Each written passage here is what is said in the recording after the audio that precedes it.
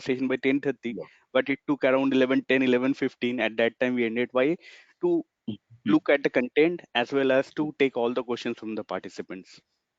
Yes, Manoj. Yeah. All right. Thank you. Uh, I have started the recording, Manoj, so I'll just make you presenter. Yeah. So guys, if every one of you can able to hear and able to view Manoj's screen, please raise your hands for the confirmation. Yep. Thank you.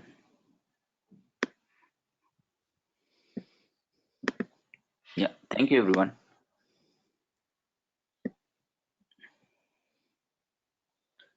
All right, Manoj. Okay.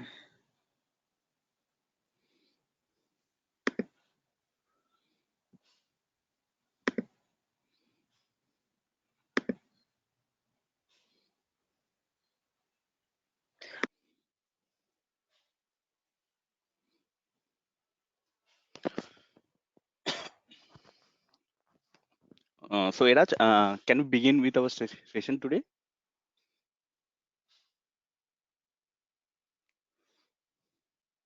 Yes, Manoj. All right. Yeah. Yeah. Thanks, Eraj, for starting the session. So, let's start our session for today. Yeah. And Thank yeah, thanks, Eraj. Yeah. And guys, so today's session we will be having a look at the sourcing process basically. So, when I'm sourcing, I'm telling the word sourcing. What does sourcing refers? In plain and simple words, we don't want to go into the technical things first. Just basic. What do you mean by sourcing? So, any of you participants have any idea what is the concept of sourcing, or in other word, tendering?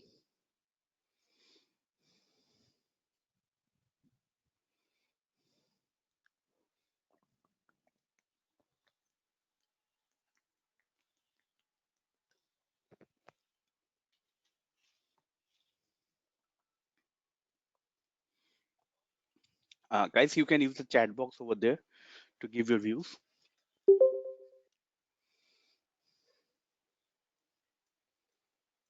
Correct, correct, totally correct, guys.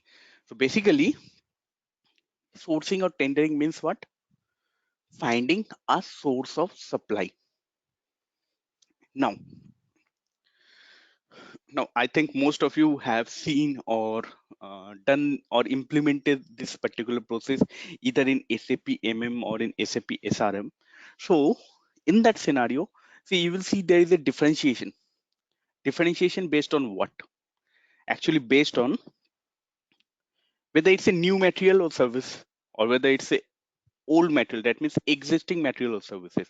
So for, if you look at 100 percentage, like out of 100 times when we are doing the sourcing or tendering, how many times out of 100 we will do it for pre-existing materials and services, and how many times we will do it for new materials and services which is not existing within our system? Any ratio or any percentage, guys? You can write it out over here in the chat box. Why? Because this is a very important thing to discuss on this part.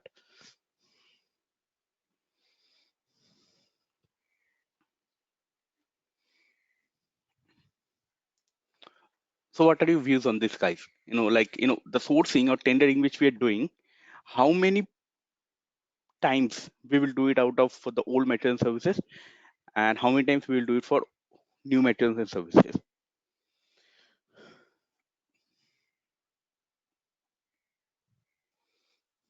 Yeah, yeah, correct, guys. So actually, if you look at the percentage in SAP MM and SAP SRM, you will see that the percentage is around 80 to 20%. 80% is for old material and services, that means which are existing within your system. 20% are new. But if you look at Ariba's functionality, Ariba's functionality is very, very, yeah, yeah, yeah, guys. We have already started our training. I think, Iraj, I think I am audible, right? I'm audible to everybody.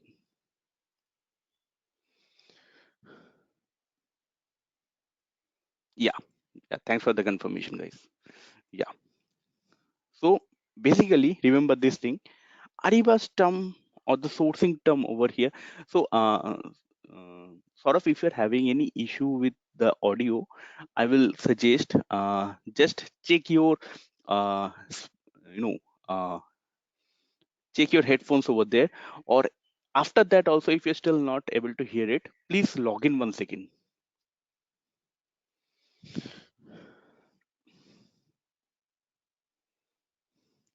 Yeah, yeah. Thanks, Saurav. So basically, when I am talking about um, Ariba, Ariba sourcing is a little bit different. Why? Because you will look at Ariba, 80% of the time it will happen for new materials or services. So when I'm talking about new materials and services, what does this particular new material and services technical term in Ariba is? That means new materials and services is a way of talking among ourselves, right? So we as a consultant, we are talking. But in technical terms of Ariba, what does that particular name of the new material services is? It is nothing but non-catalog item. So always remember this thing. So non-catalog item means what? Excuse me. Non-catalog item means the item which is not present within your catalog. So they are your new materials and services. So 80% of your sourcing process will run for non-catalog item. 20% of the time it will be there existing. It will, 20% of the time sourcing will be done for your existing or old materials and services. Why is like that? Why it is like that? Because if you look at the architecture of Ariba, it is totally different from SRM or MM. Why? Because in SRM and MM, when we are telling that okay, this is a old material and services, why? Because it is having a material data, material master, service master. But here in SAP Ariba, you will see the only source of uh, data storage of materials and services is catalog. So that means if any item is present within the catalog, it is a old material or services. If it is not present in catalog, that means it's a new material and services. Now, why it is different? Because catalog is a part of your downstream solution. But where we are right now, we have completed the SLP. We are right now in the sourcing process, right?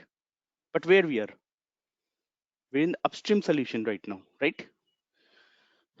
So remember, as I said during the demo sessions also, that in upstream solution, whenever you want to find or whenever you want to use a new material and services, that means a non-catalog item, you will go into the upstream part and there you will find your source of supply. And why? Because further down, once you complete the sourcing process, what will happen? You will be awarding the sourcing project, right? Once you award the project to a bidder, what next? As I have told you yesterday, you will do the qualification of the supplier, only the awarded supplier. After that, what you will do? You will do a contract. Now, this contract will move from your upstream to downstream through contract compliance. Once it moves into your downstream, this non-catalog item will become a catalog item. Why? Because once it go into the downstream, it will be available within the catalog section. So that is the process.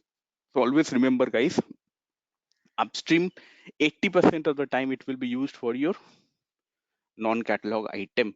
20% of the time it will be used for your old material and services. Why? Because old material and services generally there you will not do the sourcing project. You have a contract, you will extend a contract, or directly you will copy the contract and you will create a new contract. So that is the sourcing process in SAP Ariba. So always remember this thing. Why? Because I also made this mistake 7.5 years ago when I moved into Ariba. I also made this mistake.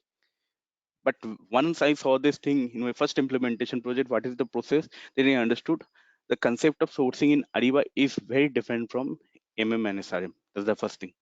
Second thing, you will ask, Manoj, what about those 20% of the thing? where it is happening and why it is happening. Then I will say to you, yes, guys. So remember, you have done a sourcing project for a phone, for a smartphone. That smartphone you have done it in 2000, let's say 19, and you have said that you know Galaxy, Samsung Galaxy S10. This particular phone you will be taking from one supplier for next 5 years. Suppose after 3 years, Samsung says, hey, I will not support Galaxy S10, I will not sell you Galaxy S10. What will you do? What will you do? It has gone out of production. Technology has changed. Product has been discontinued. So what you will do? You have to go for a fresh sourcing. Why? Because you have been forced to do a sourcing for your old material and services. Why? Because the product has been discontinued, or the pricing has been changed, or the support has been moved out. Okay, so all of these things are there. So that is why always remember, when I'm talking about sourcing and all those stuff, where in your uh, what you can say, in your uh, sourcing process, it will change considerably. So that is why I said sourcing for all material services, it will only happen when when either technology is getting disruptive or the product is being moved out. At that time only you're going to use it. Okay, so keep this thing in mind, guys. Yeah. uh, Guys, actually I will suggest to all of you that if you're having some query over here, please write it down in your notebook or in a notepad. We are going to take a question answer session. At that time we are going to take all of your queries over here. Okay, there will be a question answer session, guys. So whatever queries you are having, just write it down. We are going to have that particular question within our question answer session. Yeah, thank you, guys. So this is where the difference in sourcing between SAP's previous solutions, previous procurement solution versus SAP Ariba is there. Now, before I go into sourcing, let me remind all of you guys that first of all, before coming to the sourcing project, you have to make sure whichever supplier you want to use over here, they have to be in registered status in SLP. So that means it's a prerequisite that whenever you will begin with the SAP Ariba system and you want to do the sourcing process, all your suppliers who want to take part in the sourcing process must be registered. This is the prerequisite. Okay, keep this thing in mind, guys. That's the first thing. So registration we have seen yesterday. So now we will be seeing the sourcing project. So how we will create a sourcing project over here, guys? So first of all, you have to click on create. Once you click on create over here, what we will do, we will click on sourcing project. Okay, so this is how you will create a sourcing project. So you will go in the top right hand side, click on the create button. Once you click on the create button, click on the sourcing project. And once you click on the sourcing project, this particular screen is coming. So remember, this is not a real sourcing project. Why? Because this is a creation screen. This is nothing but a creation screen. You are going to fill up the data over here. Okay, you are going to select which template you are going to use. Once you fill up all this thing, then what will happen next? Next, a sourcing project will get created. Remember, this is for all the for all the other transactions which will be belonging from the transactional data perspective. That means what? That means this is basically the sourcing project. For contract also, the same screen will be coming. Then only you will get to see a real contract. Okay. So let us focus on sourcing project first. Why? Because today is the sourcing project process flow demonstration day. So first of all, let us understand what are the different fields and how these particular fields will change your sourcing project over here. So as we say, give a name for your sourcing project. You can just write a demo. uh, Demo RFP sourcing project. Same thing you can write in the description. Okay. Now, the next thing which you can see over here, what is that particular thing?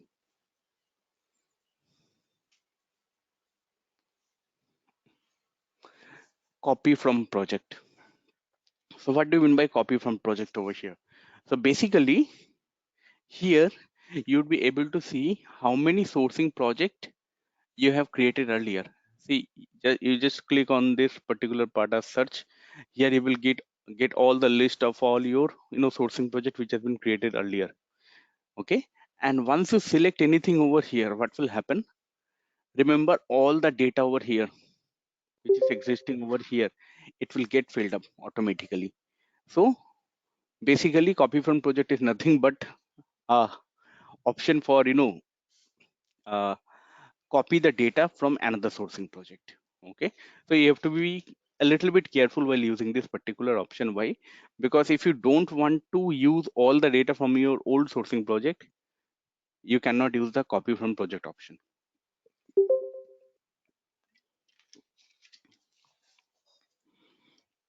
Okay, next is, if you look at this option project, just a moment guys, give me a moment over here, just give me a moment.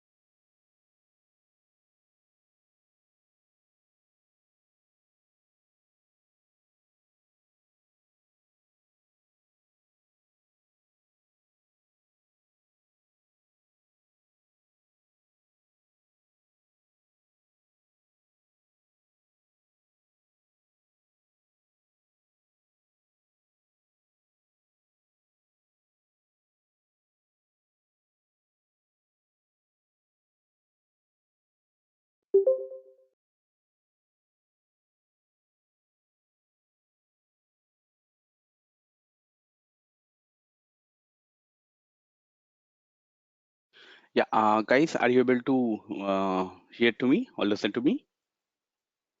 Yes, Manoj, you're audible. Yeah, yeah. Thanks for the confirmation, Neeraj.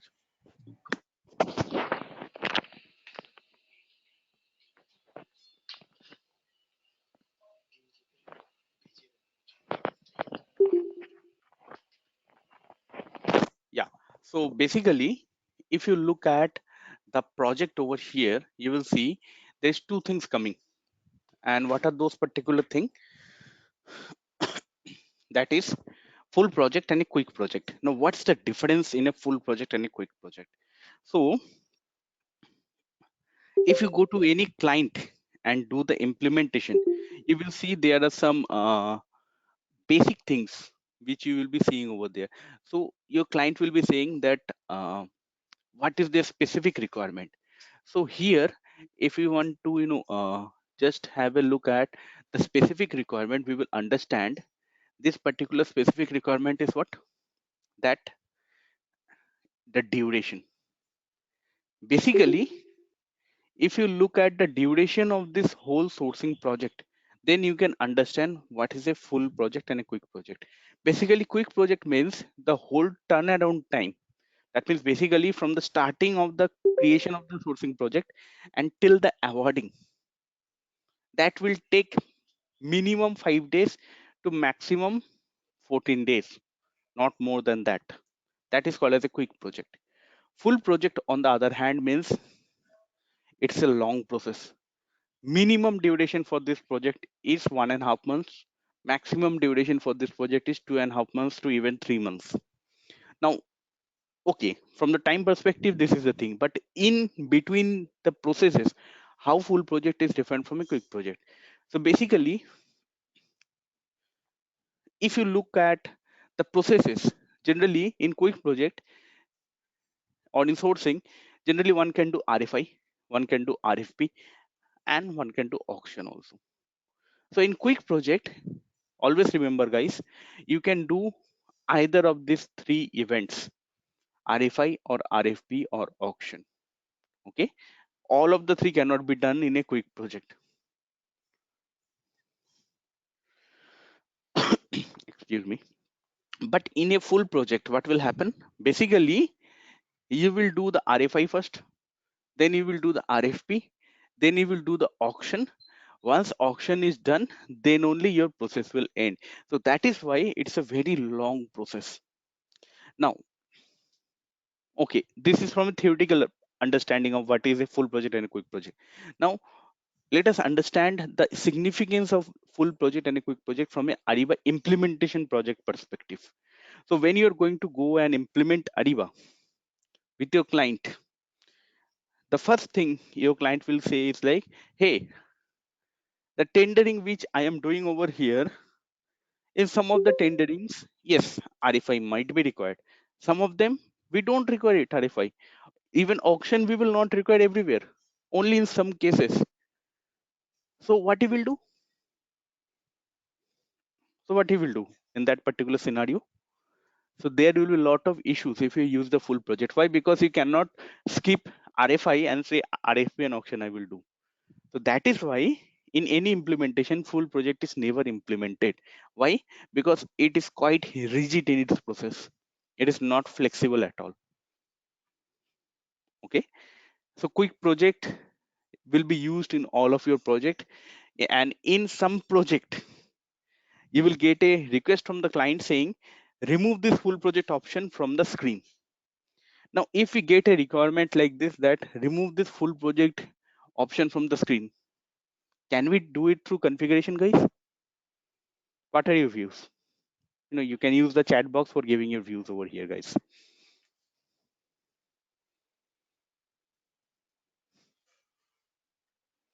Can we do it through functional configuration if you want to remove the full project?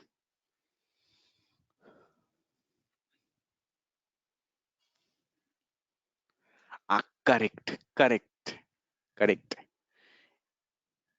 It is not possible to do this thing through functional configuration.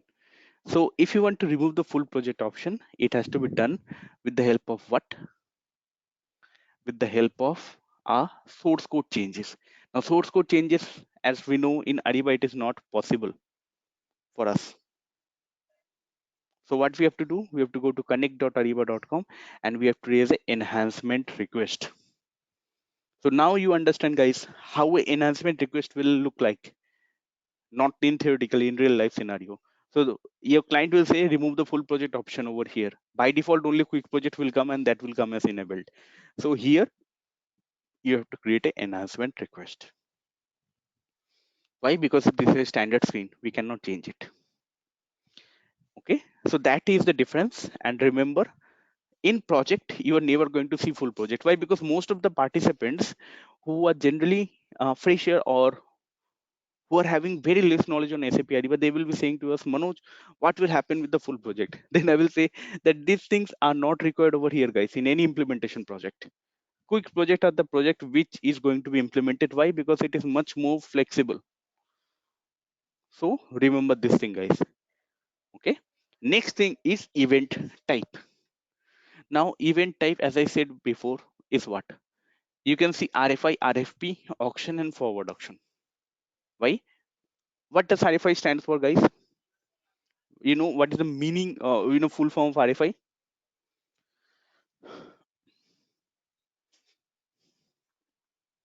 Correct. Correct.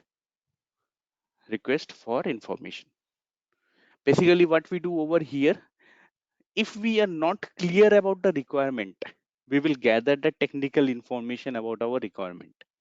So let's say in 2015, when India took a decision that uh, we will build bullet train.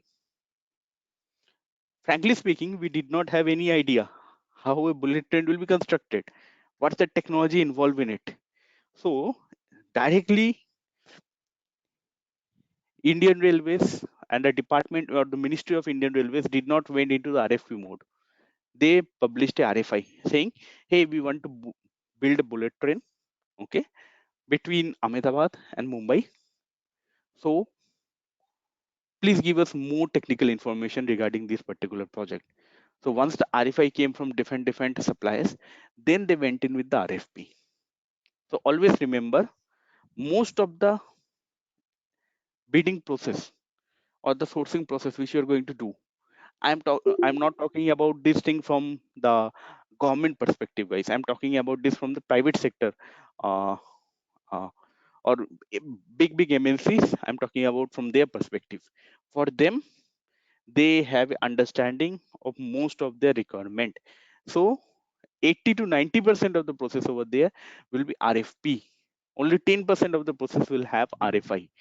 But if you move on to the PSU, government kind of industries over there, okay, so there you will see what will happen is like you will have a much balanced out ratio over there. The balanced out ratio will be 60 to 40. 60% of the time it will be RFP, 40% of the time RFI will be there.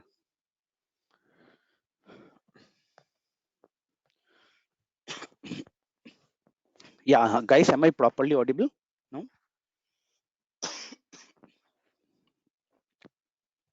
Yeah, thanks for the confirmation, guys. So remember this thing, that the difference between RFI, RFP, and the difference between your industry of the client. Because remember, in Europe and US, if you're going for implementation, or Australia's over there, what will happen is like mostly you will get big MNCs for your implementation. But if you're going to the Middle East, if you're looking at Southeast Asia, like India, okay, even South Asia, like India, Sri Lanka, or maybe Singapore, Malaysia, Indonesia, China. So these countries, there will be a segregation. You will be having MNCs also over there. You will also be having government-based or PSU-based industry over there. Okay, so it depends upon the geographical location how your client will be. Okay, so based upon that, you have to do the configuration.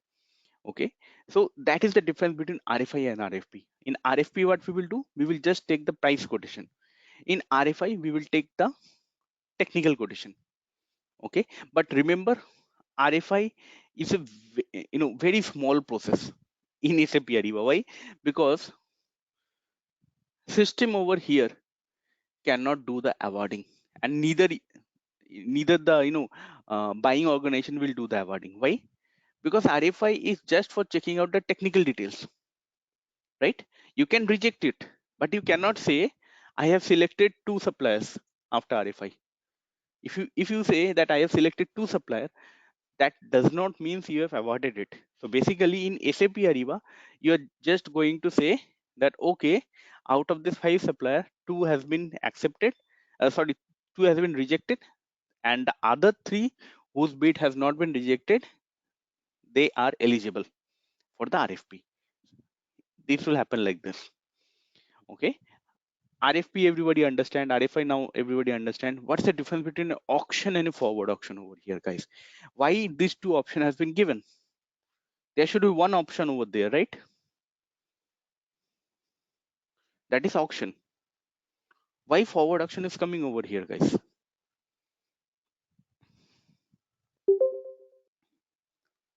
Remember over here, guys. Now this is a very surprising answer which you are going to get, and I think you are going to be a little bit surprised.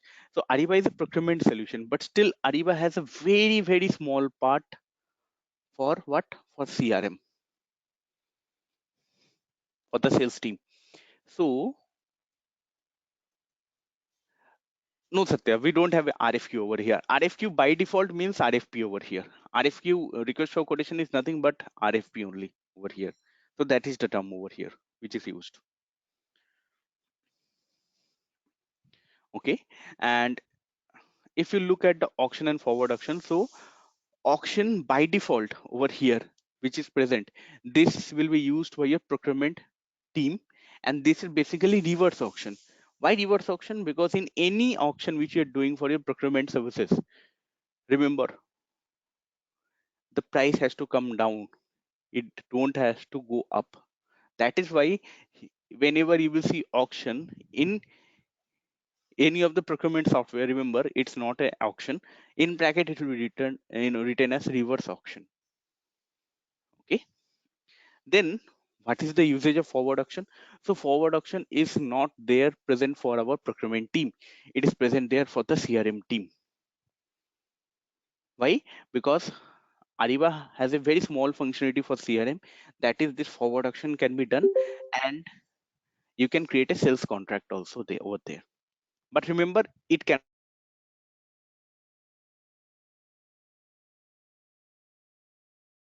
over here. So keep this thing in mind, guys. Okay. So basically what we use, mostly we use RFP. Then the 10% we use a combination of RFI or auction over here.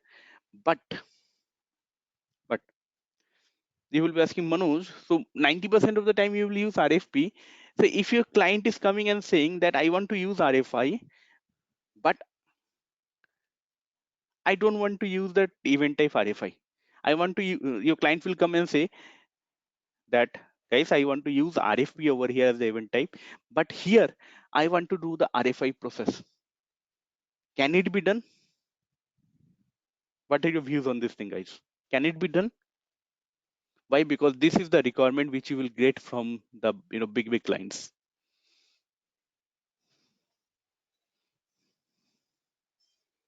Guys, you can use the chat box for your views over there. You don't have to be right, guys. Why? Because see, giving a right answer or wrong answer does not matter over here in our session. Why? Because you should not be wrong while doing the implementation. That is our goal. The question is over here, guys, that your client is coming and saying, I will choose the event type as RFP, but I also want the functionality of RFI. That means the client is saying they will choose the function event type as RFP, but they want the functionality of both RFI and RFP. Can it be done over here?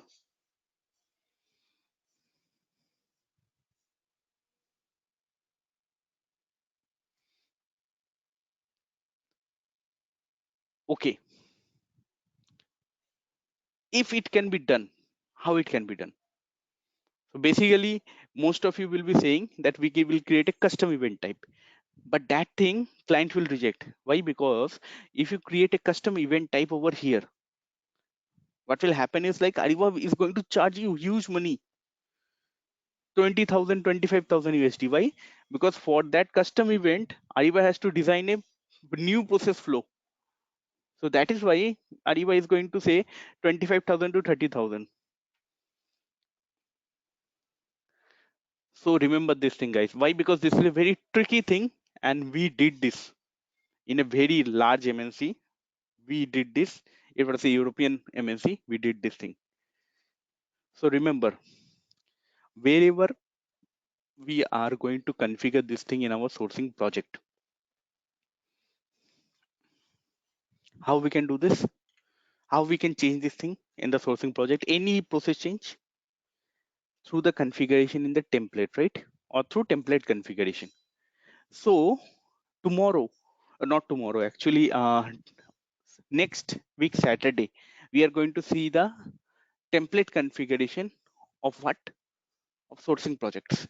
So there I will show you that yes, within a RFP template you will go, you will create your custom template and you can bring the RFI parameters over there through configuration options only.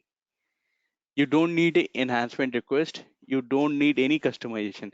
Through configuration also you can do, but where you will do it? Within your custom RFP templates. Yes, it can be done. Very few people, and let me tell you guys, very few people even who are working in Ariba know about this thing. Why? Because this you will encounter within complex project. Client will say, I will choose the event type RFP. I will choose the RFP template over there, but I want technical questions to be given. Once you give the technical questions, then along with the technical parameters, along with the price parameter, both things you will do the awarding. That can be done through the configuration in the template. Remember this thing, guys. So we are going to see that next Saturday, or in the coming Saturday, we are going to see that in the system only. But for the time being, yes, it can be done, but it can be done in the template configuration only. Okay. What is the next thing? Test project. What's the what's the impact of a test project over here? The impact of a test project over here is that the process is 99.5% of the process is same, whether you select yes or no. That's the first thing. Second point, test project does not have any value in development. In your Ariba development system, test project does not have any value. So then you're going to say, Manoj, then why it has been given over here? Why? Because Ariba cannot distinguish between a development and a production job directly when they have built up the solution. When you're building up the software, right, at that time the software will not know whether it's a development realm or a production realm. But when you're creating an instance, at that time the system will know, okay, this is a production system. So that is why this is the common architecture. Due to the common architecture, test project is coming in development, but it does not have any significance in development system. It has the significance in your production system. Now why? So let me tell you about a scenario. You have done the implementation, okay, and after 2 months your client came back with a CR, change request, saying, Manoj, please add one more custom task within the template, and I want to use the custom task where? I want to use a custom task in the sourcing project. So okay, you did the configuration in development, you tested it and you moved it to production, but you have to test it once, right? Directly you cannot say, hey, do one real sourcing project and then tell me. So there you will use this test project concept. And once you click this test project as yes, what will happen? Only thing is like the awarding mail to the supplier will not go over here. Rest of all the process is same. From the starting of the process till the ending of the process, everything is same. You can also do the awarding over here, but the awarding mail to the supplier will not go saying that your bid has been chosen for awarding in this particular sourcing project. This email notification will not go over here.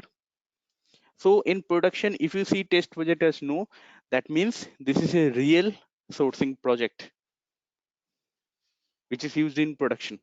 And if you see the yes within any test project in a production server, always remember that means this is a test project. It's not a real-time sourcing project. So that's the difference between a test project. Okay, always remember it does not have any value in development. Why? Because this is one of the favorite question of the interviewer. Even I will also ask this thing: the test project, where you will use it, in which system, whether in development or in production. So always remember this will be used in production only. Next thing, guys, if you look at the base language, which is shown as English, and the currency as euro, from where it is coming? It is coming automatically. Any guess, guys?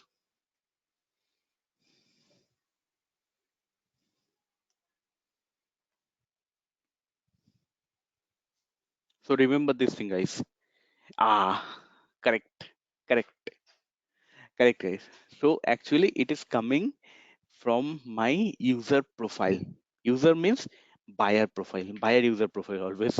I am not a supplier. Yeah, so it's coming from a buyer user profile.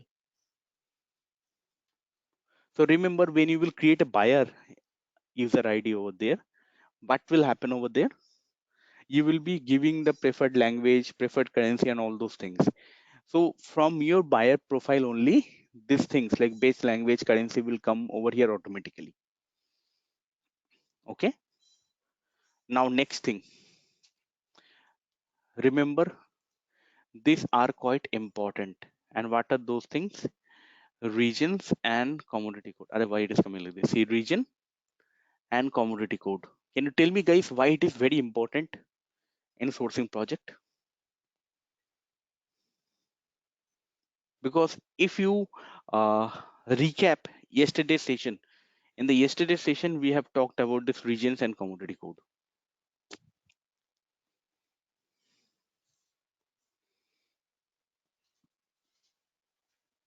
Yeah, correct. So we will do a valuation based on this region and commodity code, and ultimately when we will award the sourcing project to the supplier, this region and commodity code will be entered where? In your supplier qualification. So if you remember or recap yesterday's session, when we were doing the supplier qualification process, at that time SLP was telling us that if you want to qualify this supplier, you have to mandatorily give the region and the commodity code. Over there, commodity was shown as category only in supplier qualification process. So that is why, remember, region and commodity code, this is coming as optional over here in Ariba screen. But if your client is implementing SLP, you have to create an enhancement request and you have to make sure this region and commodity code is made as a mandatory field like this. See, these are all mandatory field: event type, test project, okay, name. Similarly, if your client is implementing SLP, regions and commodity code over here has to be made as mandatory. Okay.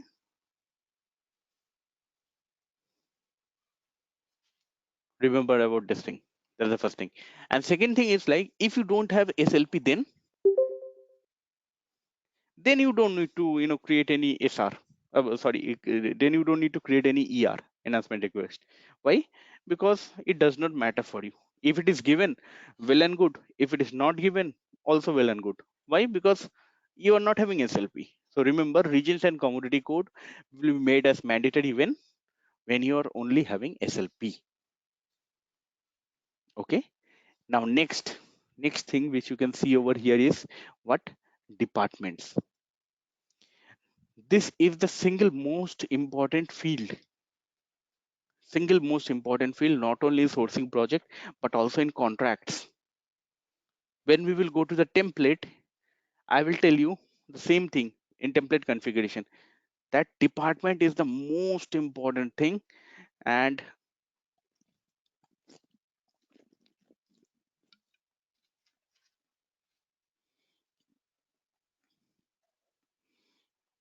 generally the department will have all of these things, where it will have basically the department. So what do you mean by department? If you go to any client place, let's take for example, your client is your Accenture. What are the departments of Accenture? HR, finance, support, okay, procurement, okay, then the consulting division, then the outsourcing division. Like this, these are nothing but the different departments of your client. So all these departments will be available over here. So why it is important? Because if you go to any big MNC and you will see, for each department within the same company, the approval level or approval limits will be different. The process will be a little bit different. Okay. Even the user will be a little bit different. Why? Because it is according to the process flow which has been defined at a department level. So always remember, whenever you are doing a configuration in sourcing project or a contract, remember this thing guys, that the template which you will create, it will always based on the department. So in a in a small project, if your client is having 7 department, you need to create 7 sourcing project templates, basically custom templates. If you're working in a mid-level complex project and your project is having or if your client is having 7 department, then you will create at least 2 template for each department. So you need to create 14 custom department wise template, sourcing templates. And when you will work in a complex project, there what will happen, 3 or 4 templates will be created for each of this department. So at least 30, even it can change to 40, even 50 templates, custom templates which you have to create. And remember, this is not an exceptional thing. This is a reality for any implementation project. For any implementation project, you have to do this thing. Always remember.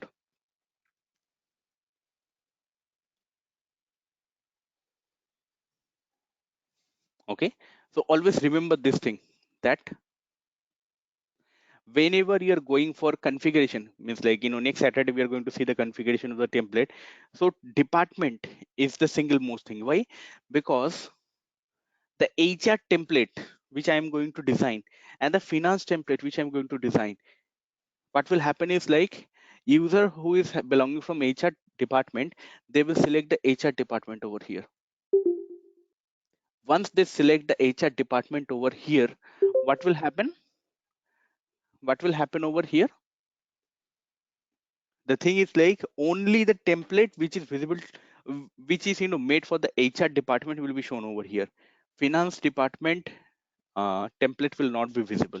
So that is why guys I said, always remember, for HR department, only HR department specific template will be visible.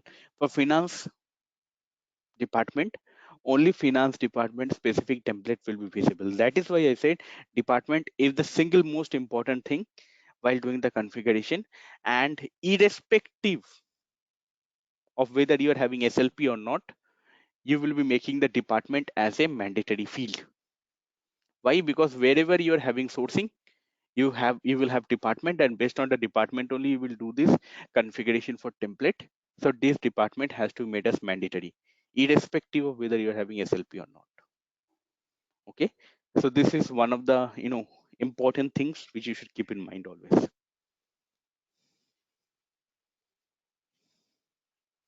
Yeah, Shravan. Actually, if you want to change the process, okay, if you want to change the sourcing process, how you can change it?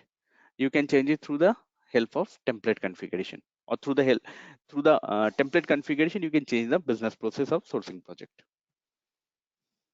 Okay. Yeah. Next thing, contract months and contract effective date. This does not have any value in this particular part of sourcing project. Why? Because this will have value where, when the contract will be created over there. So generally we overlook this thing over here. Okay. Next, baseline spend. Now again, baseline spend is a optional field over here. But remember one thing, that what is the significance of the field? The significance of the field is like, you will put, let's say, uh,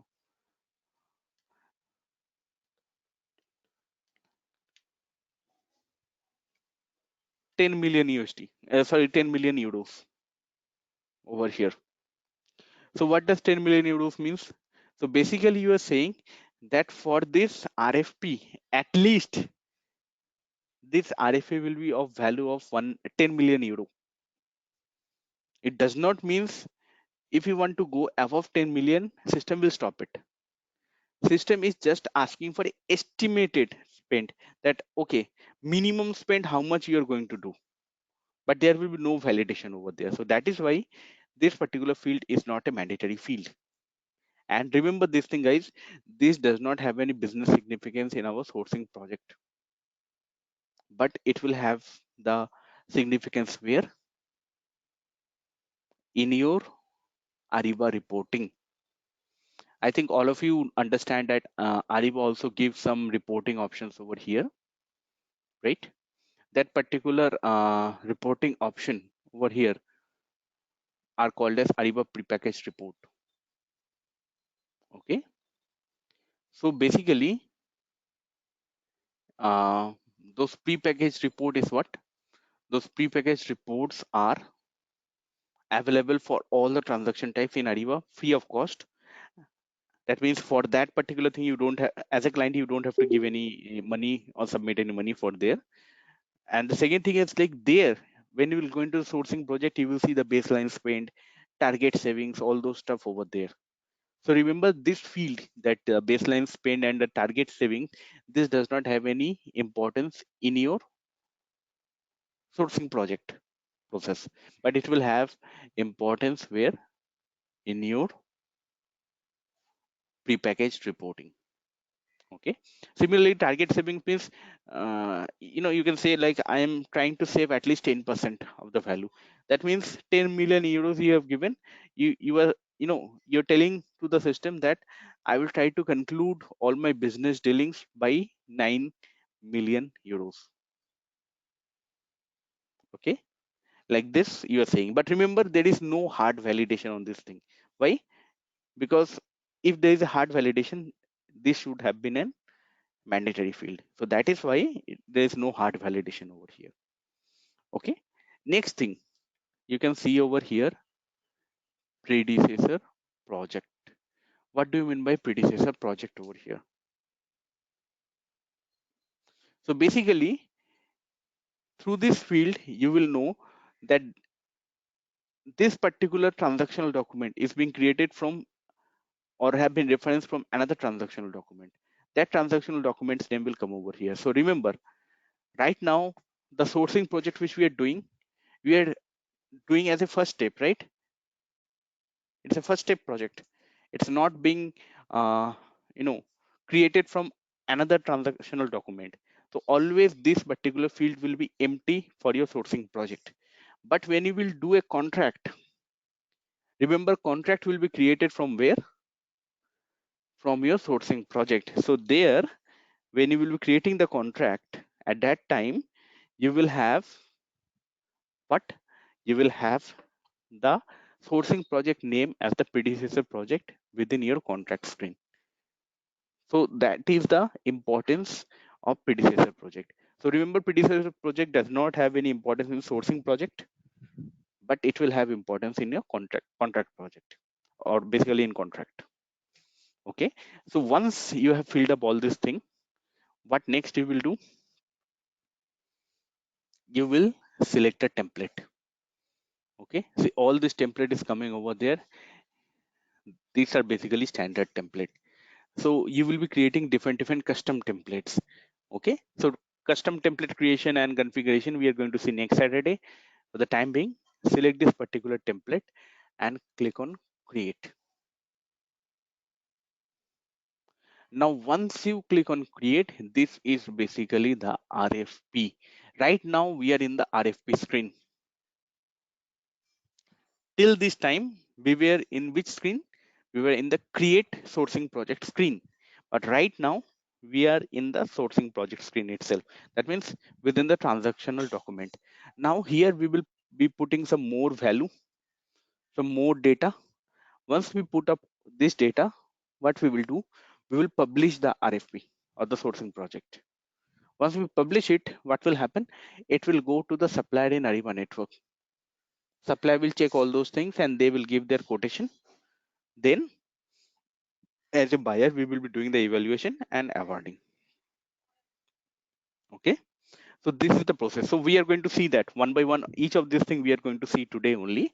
So let's do one thing, guys. Let's take in a very small break of 5-6 minutes over here. After that, we are going to take a small question answer session, and then we will see the remainder of the process over here. Okay, so let's take a very small break over here. After that, we are going to take a question answer session. So be ready with your questions over here, guys. Yeah, thank you.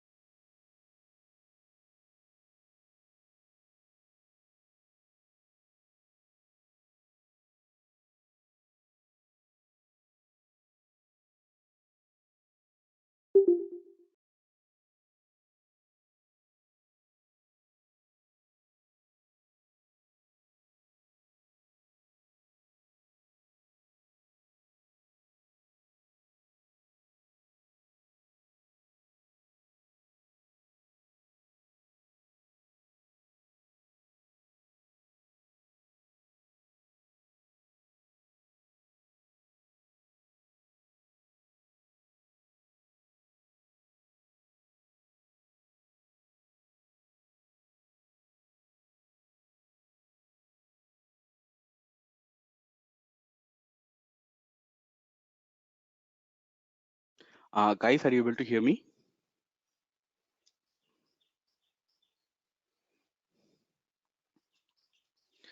Yeah, thanks for the confirmation, guys. So, guys, who is having any query, please raise your hand. We are going to take your question.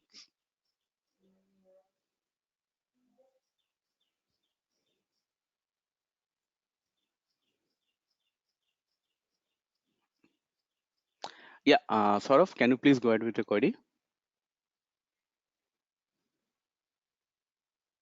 Hey, can you hear me? Raj? Yeah, Saurav, we are able to hear you. Yeah, a couple of few questions, like about three questions right now. Yeah. So say that you just need some clarity on understanding these realms, right? They say Yeah. parent realm and child realm, and also say if we are trying to implement Ariba globally, say Mhm, for US and APAC, right? mhm, mhm. Does buyer will be provided with one realm or more? I mean, one realm, say one realm for US buyers and one realm for Europe buyers, or how does that work basically? See, first of all, yes, parent realm, child realm does exist. It does exist over here, but the only issue is like it's a very old solution. Generally, till 2017, there was no other option that if you want, different geographic wise, implementation for SAP Ariba, you have to take different child realms. But Mm-hmm. from 2017 onwards, what is happening right now is like we are having a concept which is called as purchasing unit. So even if we use one child unit, this purchasing unit would be used for segregating your different geographic location. So I think the service implementation partner which worked with your company over there, they were using some outdated concept over there. So that is why the parent and child realms is coming into the picture. But remember, from 2017 onwards, parent and child realm has been totally banned. Why? Means like not officially, unofficially it has been banned by the clients itself. Why? Because till 2017, Ariba used to charge their licensing based on the user number of buyers. Okay, so if you're having 500 buyers, Ariba will charge you some money. But from 2017, Ariba was having a look and they are understanding that they are missing out on the revenues and other opportunities. So in Okay. 2017, they changed their licensing options. Now it is not based on user. It is based on two Okay. things. The solution which you're taking. So solution means basically upstream, downstream, within upstream, downstream, which modules you will be taking. That is one of the factor. Second factor is the transactional volumes. That means how many RFPs you are going to create in a year, how many contract you are going to create in a year, how many PO you are going to create in a year. Based upon that, so there will be different what you can say slabs. Based on the slabs, there will be different money. But right now, Ariba has added another component in it, that if you are as a client saying I want two child realms, three child realms, so whatever the value is for these two factors, it will be multiplied by your number of realms if you are having. So that means, let's say your cost per year to Ariba is 200,000 USD. If you are Mm-hmm. having two child realm, it will jump to 400,000 USD. If you are having Okay. six realm, you imagine it will be more than $1 million. So So yeah. that is why clients are saying that we don't want to use parent-child realms. Why? Because Mm, Ariba itself is saying, because see, guys, you will be having the purchasing unit. You can configure around the purchasing unit for all your geographic location. Why you need a extra realm? And if you need a extra realm, then we are going to charge you very high. So that is why from mm, 2018, not 2017, actually from 2018 onwards, Ariba's licensing has changed, and most of the client is saying, I am not going to pay you 1 million or maybe 2 million in a year. So that okay. is why we don't use it. So does that mean the client was using, I mean, say that Mm. if there are two geographical locations, right? One is US and one is APAC. So they were Yeah, using one realm for US and one realm for APAC, if my understanding is right. yeah, child realm, I'm just child realm, yeah, basically child realm. child realm, right? Parent realm So will be always basically, one. They will be yeah. using child realm, different child realm for different geographic location. Yeah, basically, how does that solve? Basically, all the content remains the same, right? So basically, when they say if they Basically what implement, will happen is yeah. like, basically what will happen over here is like, sort of the Hmm. content will be, Hmm. master data content will be same, Hmm. but the Yeah. transactional data content will be different. Why? Because it will be connected with a different instance of ECC, right? So transactional details will be different. Okay, so that's the Hmm. major difference and nothing else. Apart from this, Okay. everything is same for the master data. Even for your configuration, it will be same. Oh, okay. So does that mean that can we connect? I mean, Hmm. one ERP system should be connected to only one realm. So say, is that the Yeah, case? it's the same, it's the same. But for your old project, means like for the old process of, parent realm and child realm. But right Hmm. now, as I said, that particular concept has become obsolete. So that is why you will see when I will go into a template, there I will show you that within the template you can use the different combination of fields, and you can make sure that different geographical location can be, Hmm. their requirement can be Yeah. catered through the configuration within the template only. You don't need Yeah. multiple realms. Yeah. Because the reason I'm coming to this point, right? So basically, because a couple of clients over here, right? So they are, Yeah. I mean, though they are globally established, one of the Yeah. client has ECC 6.0. The other, Mhm. the same client has, I mean, basically in Europe, it's Yeah. upgraded to HANA, right? Now, Yeah. if they Now, want to on use this particular Ariba question, instance, yeah, yeah. I totally understood your question. Now, here, sort of, remember, Mm, see, if you look at basically the Ariba customer, who are basically the Ariba customer, basically the SRM users mostly, yeah, yeah, right? So yeah. even you can see the total number of customers, you can see hardly 45% of the customer has migrated to Ariba. Mm, Still 55% is yet to move. That's the first thing. Second thing, in 2020 or 2021, lot of customers are going to upgrade from ECC to S4 HANA. Why? Because they don't have any other options, oh, yeah, right? I see that. Yeah. Because Mm, ECC will be obsoleted. So once they move into S4 HANA, then mm, any of your clients which is having parent child realms over there, they mm. will need to do a new kind of implementation once again. Implementation, Not a global. greenfield, Yeah. but it's Mm, upgrade kind of thing. Why? Because in that scenario, S4 HANA will not have multiple instances. S4 HANA will mm. only have one One, instance, as you know. exactly. So there Yeah. will be a lot of mismatch. So Mm, this is also one of the features which we haven't seen mostly. That means upgradation mm, project for Ariba. This will mm. happen due to change in your ECC. So remember, Okay. any client who is using parent-child realms over there from Mm, 2020 2021 onwards, they have to move to a single realm. That means single child realm over there. So that particular mm. project is also going to come. So in that case, if the master data is different, in that case, you still have to basically retire the No, master child data is and not different. No, not the master yeah. data. Master data will be same.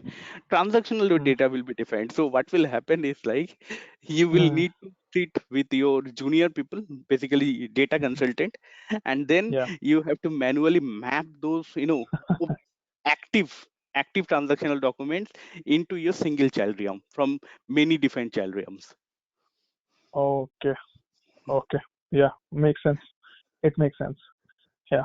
Got it. Yeah, Yeah, and then one last question I have is, say yeah, that I've been going through a couple of requirements with the yeah. client. So say, Hmm. as I said earlier, so they want to use only certain pieces of Ariba, like SLP and invoice, Yeah, right? So let's take yeah. a point of SLP at this point of a time right now. So in upstreams, though we do not Hmm. maintain the plant level information, right? Hmm. So and so we can only maintain the region perspective, correct? Yeah. So now say that if user has requirement, I mean the client has a requirement that Hmm. anytime when you basically qualify a particular vendor, okay, Hmm. RFP, RFI, RFQ, whatever the quotation process we are doing it parallelly with some other application. Okay, they say that we are doing it some other application, and Hmm. they want to create a vendor master in SAP. Okay, Hmm. Hmm. based on immediately whenever you basically qualify that particular vendor. Yeah, So actually, actually, basically when the actually, sort status of, need to qualify.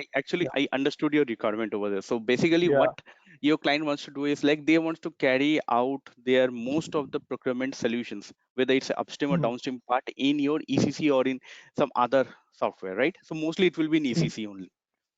Yes, the qualification Okay. they want to happen, like what do you call the registration qualification, they want to happen it in Ariba. But once Yeah. the Ariba qualification is done, the message has to go to ERP, and it should Yeah. create a vendor master. Exactly. So that is also part Yeah. of the integration. So when we will go to the integration part, on that part we Okay. are going to discuss. So basically, you can create a supply in SLP in Ariba, and then you can replicate that particular supplier which has been created in SAP Ariba to SAP ECC. That's your first Yeah, I requirement. mean, Once it has been done, yeah, then what yeah. will happen? The PR, PO, sourcing project contract, this will all run in ECC. After the Okay. invoice is getting created in your ECC, that invoice will be moved where? In your Ariba system. Then invoice Yeah, reconciliation will happen in your Ariba system. But exactly. Yeah. but Mhm. payment will never happen in Ariba. Why? Because your client is not taking Ariba Pay. Because no client takes Ariba Pay. So once again, what will happen is like the payment proposal will come to your ECC. Then the payment will happen in ECC only, and then the status update will happen in Ariba. So that's how the process will happen over there. Okay. Okay. Yeah, I mean, basically, I think you're gonna cover this piece in integration, right? I Yeah, just want to understand later on that definitely. All of mediated these things, direct, right? Yeah. all of these things we are going to discuss on this part. Even I think you are going to complain on that. Not only you, I think most of the participants is generally going to complain in the integration scenario. Why? Because Yeah. sometimes what will happen is like the need of the hour is like we need to go a little bit deeper. So when I will be going deeper into the scenarios, so you are going to say like Manoj, you're going too much deep. Okay. Okay. Yeah, that would be great to know. Yeah. I know. I mean, Yeah, like, basically, would yeah, that's fine. I think I have only these many questions for now. Yeah, you can yeah, maybe you yeah, can leave the. Thank you. yeah. Thanks, Saurav. Uh, yeah, Spandana, can you please ask your query?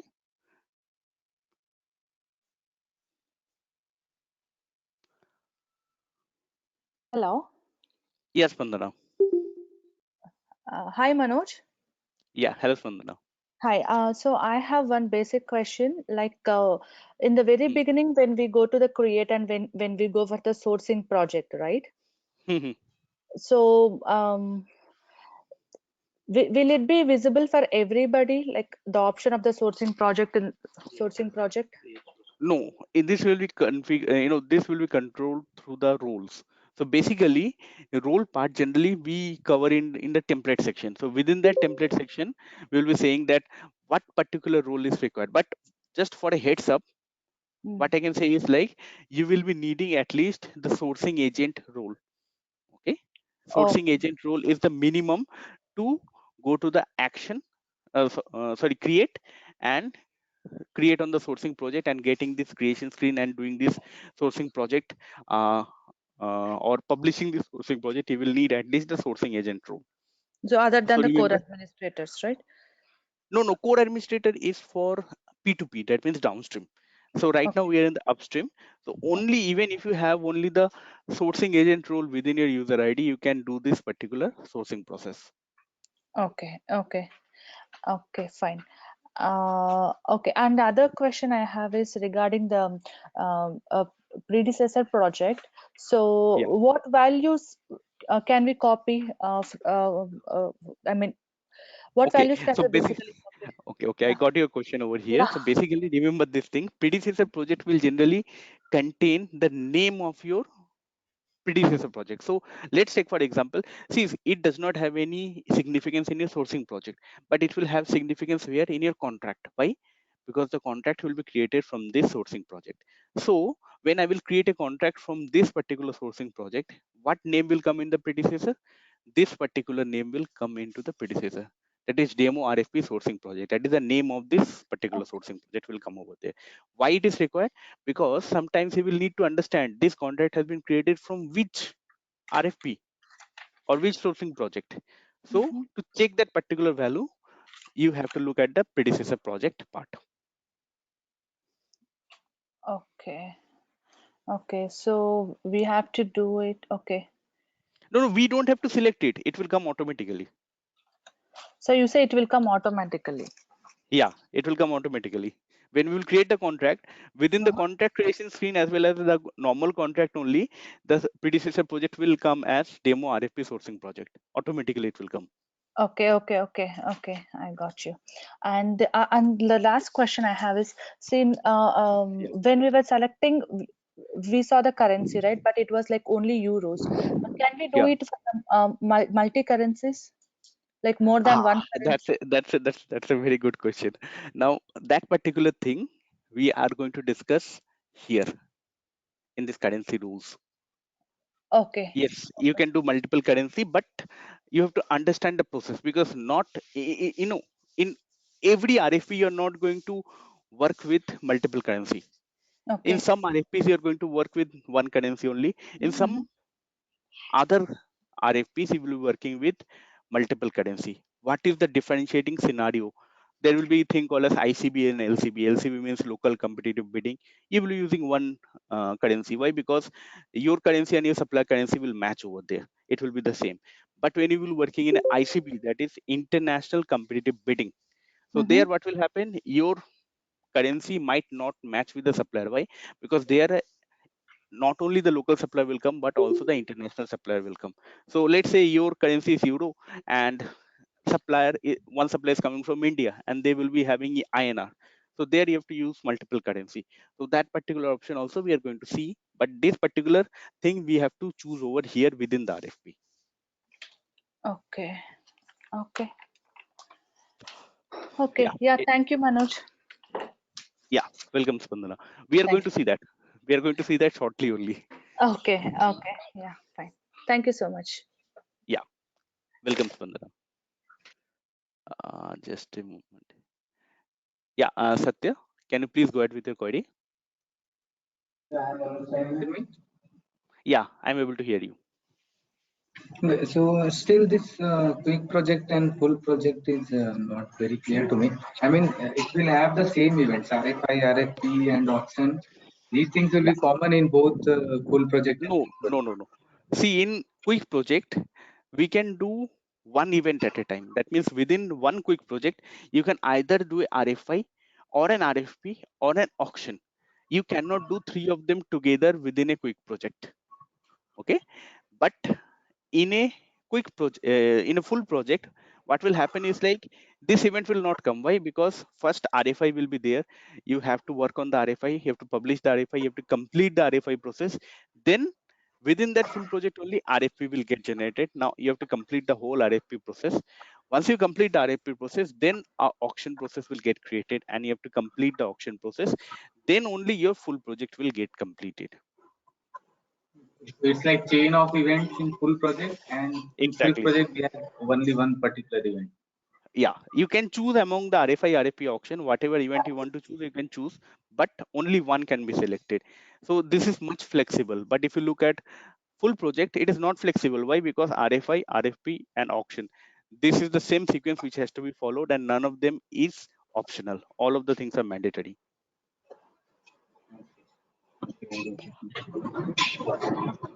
Yeah. Any other query, Satya? No, that was all. Yeah. Thanks, Satya. Yeah, Diksha, can you please go ahead with your query? Yeah. Am I audible, Manoj? Yeah, you're audible, Diksha. Yeah. Okay. Actually, you said that RFP in this case becomes RFQ, price quotation. Yeah. Is okay. So Yeah, RFQ, no, there is no difference between the term RFQ and RFP. RFQ in ECC is equal to RFP in Ariba. That's the only thing. okay. So, but normally, and if we don't talk in terms of Ariba or any SAP tool, RFP is normally request for proposal, right? In which Yeah. the supplier or the bidder would be, giving an idea about how they will be implementing the solution for us. Yeah. So basically, RFQ means request for quotation. So quotation means like what? Basically, the price quotations only, right? So sometimes that can also be used for technical information. But obviously, if you look at the difference between RFI and RFQ, RFI is for technical bids, RFQ is for price bids. Basically, price bid will be submitted. So this is a term which is used in ECC, But here in Ariba, they don't use the term RFQ over here. Why? Because they want to segregate the values over there. That RFI will be for technical bits, RFQ will be for price bit, and auction will be for doing the auction.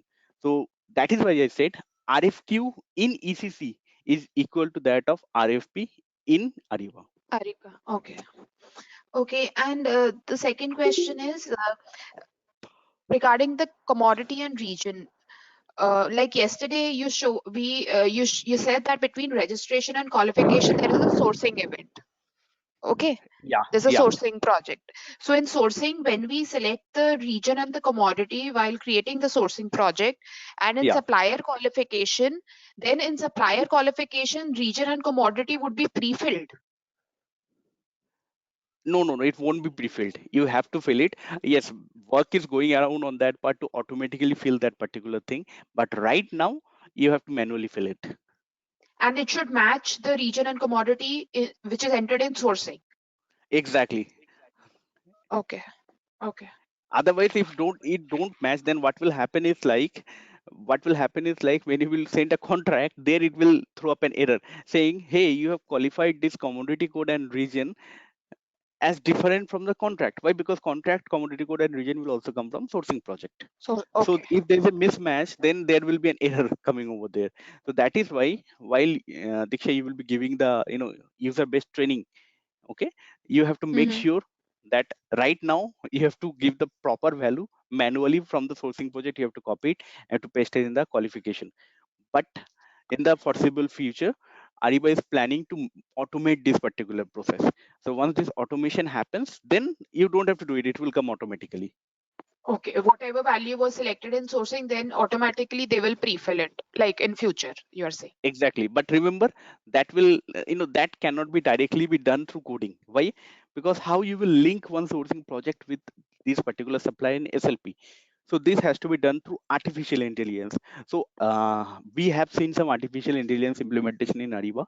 So in the Okay. in the upcoming session, I am also going to touch base on those particular uh, topics where Ariba has implemented AI, but it is still in its infancy. You can say it is still in infant stage right now.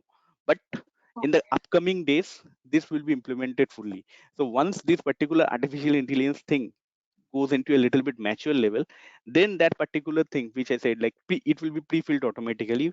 That means basically Ariba is making automated, means like it is automating this process. Automation of the process will happen properly. But right now automation is there in SAP Ariba.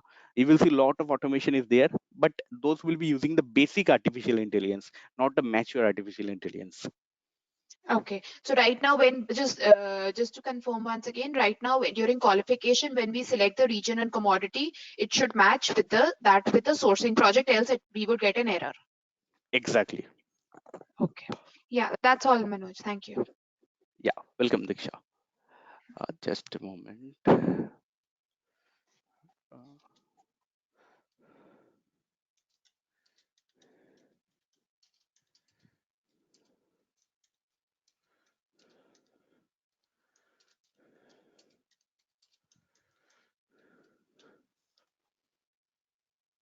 just a moment, guys.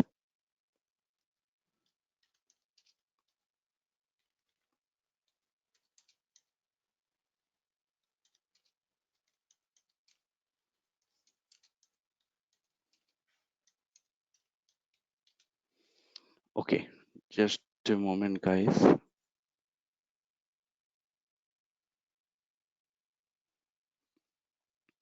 Yeah, Victoria, can you please go ahead with your query? Hello. Yeah, Victoria. Hi, Manoj.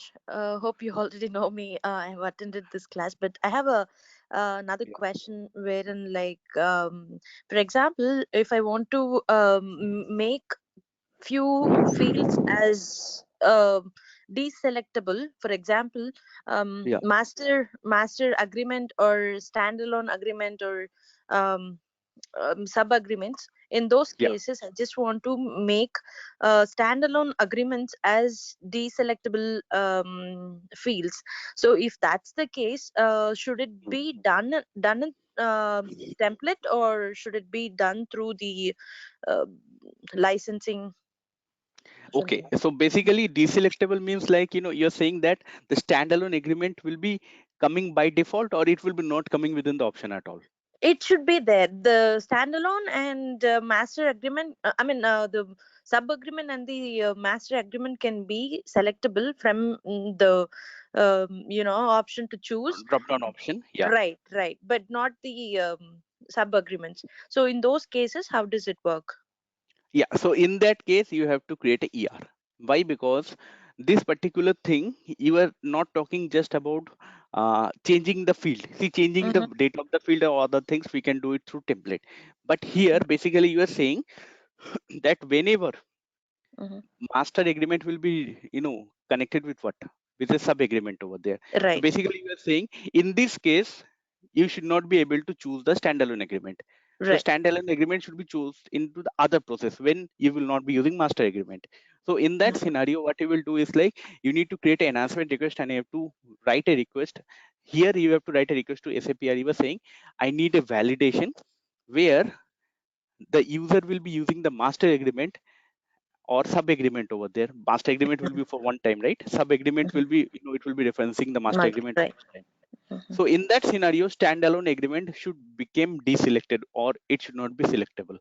Okay, so I understand that you are trying to say that the we need SAP consultants. SAP side of inputs wherein they have the validation to provide Yeah, so us. basically what they will do is like they will do some source code changes. Okay, Got you. so wherever you are choosing a sub agreement over there, automatically standalone agreement will get removed from the option. Got you. So Got this you. is a Okay. dynamic thing. Similarly, when you're choosing standalone agreement, master and sub agreement will automatically get vanished from that particular option. Mm-hmm. So this has to be done through the source code changes. As we know, the source code changes cannot be done by us. So we have to raise an enhancement request. SAP Ariba's engineering team, basically the technical team, they will be doing this on our behalf. Okay, got you. Another question, Manoj. So, for example, wherein we have two different systems, for example, ServiceNow and Ariba. In this instance, I am uploading a template in ServiceNow, wherein the fields would be mapped to Ariba. However, while uploading the loader sheet, I have a different fields. Like, for example, in ServiceNow, I want the upload to be considered without the spaces, like a case sensitive, wherein in Ariba also it does, but should the fields and columns should be same as what we do in No, Ariba, or it should no. be as formatted to the Ariba requirement, the No, Ariba format? generally, you should always remember, ServiceNow will have its own data type, own data Right, structure. Ariba right. will also have its own data type, data structure. So Mhm. this is a work of which person? This is a work of the integration person. So Right. here you have to do custom integration. Why? Because this is not supported through standard integration. So in the Okay. standard custom integration, what you need to do is like you need to convert this data. Now let's say in Mm-hmm. ServiceNow, one field is character Mm-hmm. 18 length. Mm-hmm. But in SAP Ariba, it is character, but its 1,000. length Uh-huh. is 10. Okay. Okay. Mm-hmm. So if you do it through standard, here an error will come.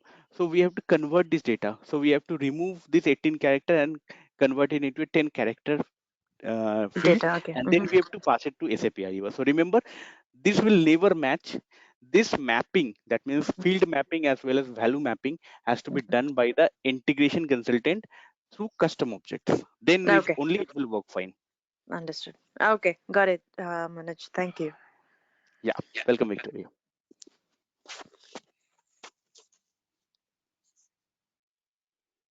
Yeah. So guys, I think this is the end of the question answer session for the time being. Right now, we are going to have another question answer session, but before that, we are going to see the process over here first. So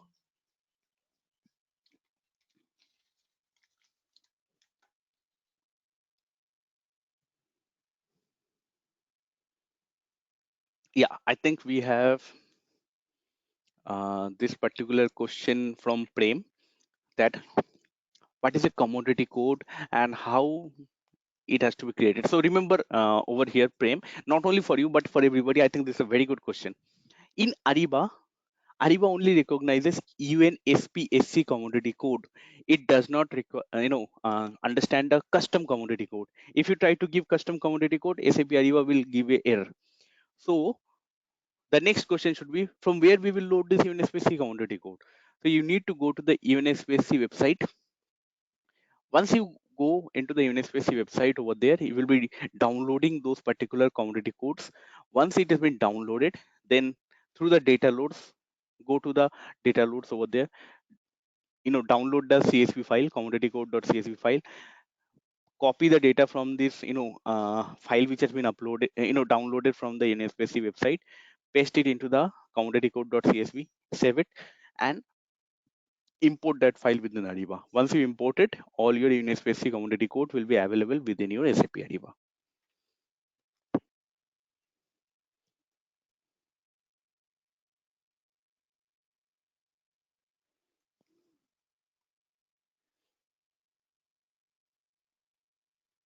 No, Prem. We have to upload the full database. That means whatever is present over there, we have to do. There is no concept of common commodities code over there. Why? Because UNSPSC commodity code is a piece of standard commodity code. It cannot be different in one client or another client. It has to be same. So we have to download all the things and we have to upload the same in our Ariba system. We cannot say, okay, I will select only 1,000 commodity code from the 2,300 commodity codes of UNSPSC website. You have to take all the commodity codes. Yeah, welcome, Prem. And Victoria, I think today's session will be a little bit stretched out. So right now in India, it is 9:10 a.m. Okay, so I think it will be going around till 10:45, 10:50.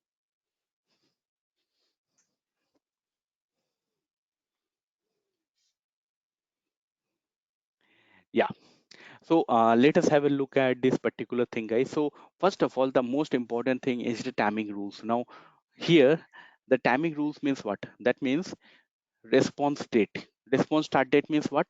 This is that particular date and time from where the supplier would be able to create their quotation or their response over here. So always remember this thing, guys. Okay, that's the first thing. So what we will do over here, we will give today's date, and here response start date I'm going to not give us 9:15 a.m. It is almost at 9:11 a.m. right now. I'm going to give this thing, let's say, at 10 a.m. Okay. Due date, what I'm going to do, due date means what? So always remember, due date is a misconception. Most of the participant will think like, due date means uh, uh, like we have to do some activity. Actually, this is not for us. This is also for the supplier. That means what? That means supplier will have 30 minutes from 10 a.m. That means this, from the response start date, supplier will have plus 30 minutes to do what? To create their response and submit their response. So basically, if you ask me what is the due date, Manoj, I will say response end date. That means after this date and time, supplier won't be able to submit their response, neither they can edit the response. So always remember response start date and due date in bracket, I will say response end date. These two are the most important parameter. They are mandatory parameter. And due date also you can give the data in a uh, just a moment.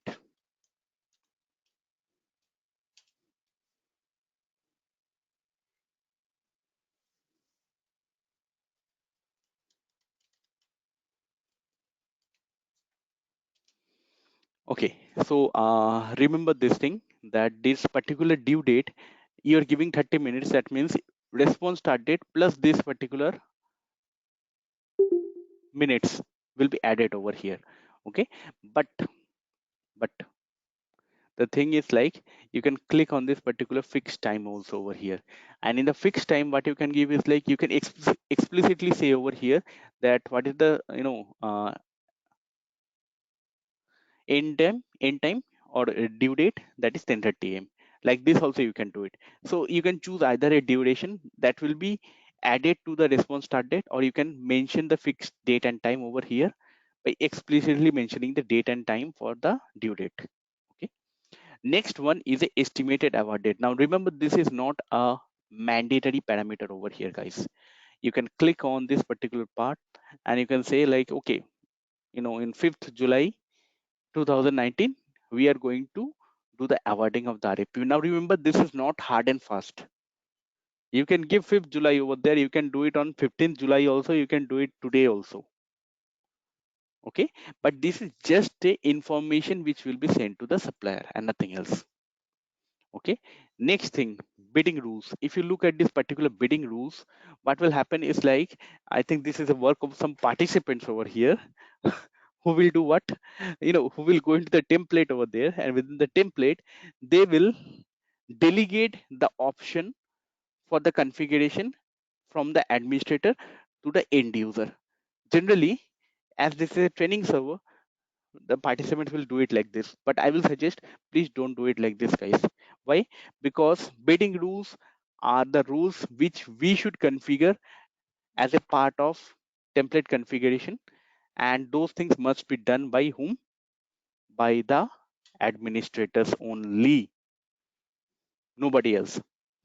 So remember, in real life scenario, when you're going to implement whether in development or in production, these bidding rules will never come. We will do this particular configuration in the template. End user should not be doing this thing. Okay. Next, if you look at the currency rule, now this is one of the most important thing. As I have told you earlier, what do you mean by this currency rule? Basically, if you look at this particular currency rule, there will be a difference. The difference is like what kind of process you are following over here, whether it's a ICB or an LCB. ICB means what? International competitive bidding. So here, let's say we are based out of India over here, and we are publishing a RFP, but we understand that apart from our Indian supplier, some foreign supplier can come and give a good quality product over here to us at a what? At a considerable price. So in that particular scenario, what we will do? We will go ahead with the ICB. And when we will go ahead with the ICB, the issue which will come over here is like, my currency is INR. A European supplier will come and European supplier will say, my currency is Euro. Another US supplier will come, they will say, my currency is USD. So what will happen? There will be a lot of issues. How to resolve that? So remember, in case of ICB, you have to click this option as yes. This will remain no in the case of LCB. LCB means what? Local competitive bidding. So where your currency will match with the supplier currency. Why? Because you are belonging from the same geographic region. So for ICB, you will click this as yes. Once you click this option as yes, then second option is coming. Show currency exchange rate to participant. Yes, definitely. Otherwise, if you don't show it, what will happen is like how the supplier will choose his or her most preferred currency. So you have to click this option as yes. Now, once you have done this thing, next you have to choose from which table the data for all the currency should come. So you have to click on search more over here, select any of this particular, what you can say, the exchange rate. Once you select the exchange rate, what will happen is like you'd be able to see all this currency conversion. So you can see it is showing two currency is nothing but my currency over here, and all the other currency which is present within the system, it is showing over here, and it is also showing the rate, that means the conversion also over here. So this particular data which I am seeing, this particular data will also be seen by the supplier. Why? Because the supplier over here would be doing what? They will be giving their let's say their quotation not in euro, in USD. So they need to see what is the conversion rate and all those things, right? So from here only they can do it. And once you select this option, then not only in USD, supplier can even choose INR. They can also choose British pound. They can also choose, Hong Kong dollar. So from any of this from currency, supplier can choose any currency which they want. So automatically conversion will be applied. So Ariba will be doing that particular conversion. So remember, this option as yes will be selected in your ICB, that is International Competitive Bidding. Okay. Once this has been selected, what next? You will be looking at the market feedback loop. Now here, generally, two things are very, very important. Now you can see, can owner see responses before event closes? What do you think, guys? What should be the, proper requirement for this particular thing?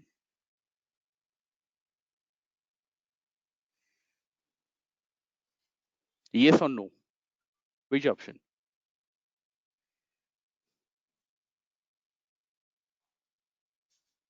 Yeah, correct. Correct. It should be no. Why? Otherwise, what will happen?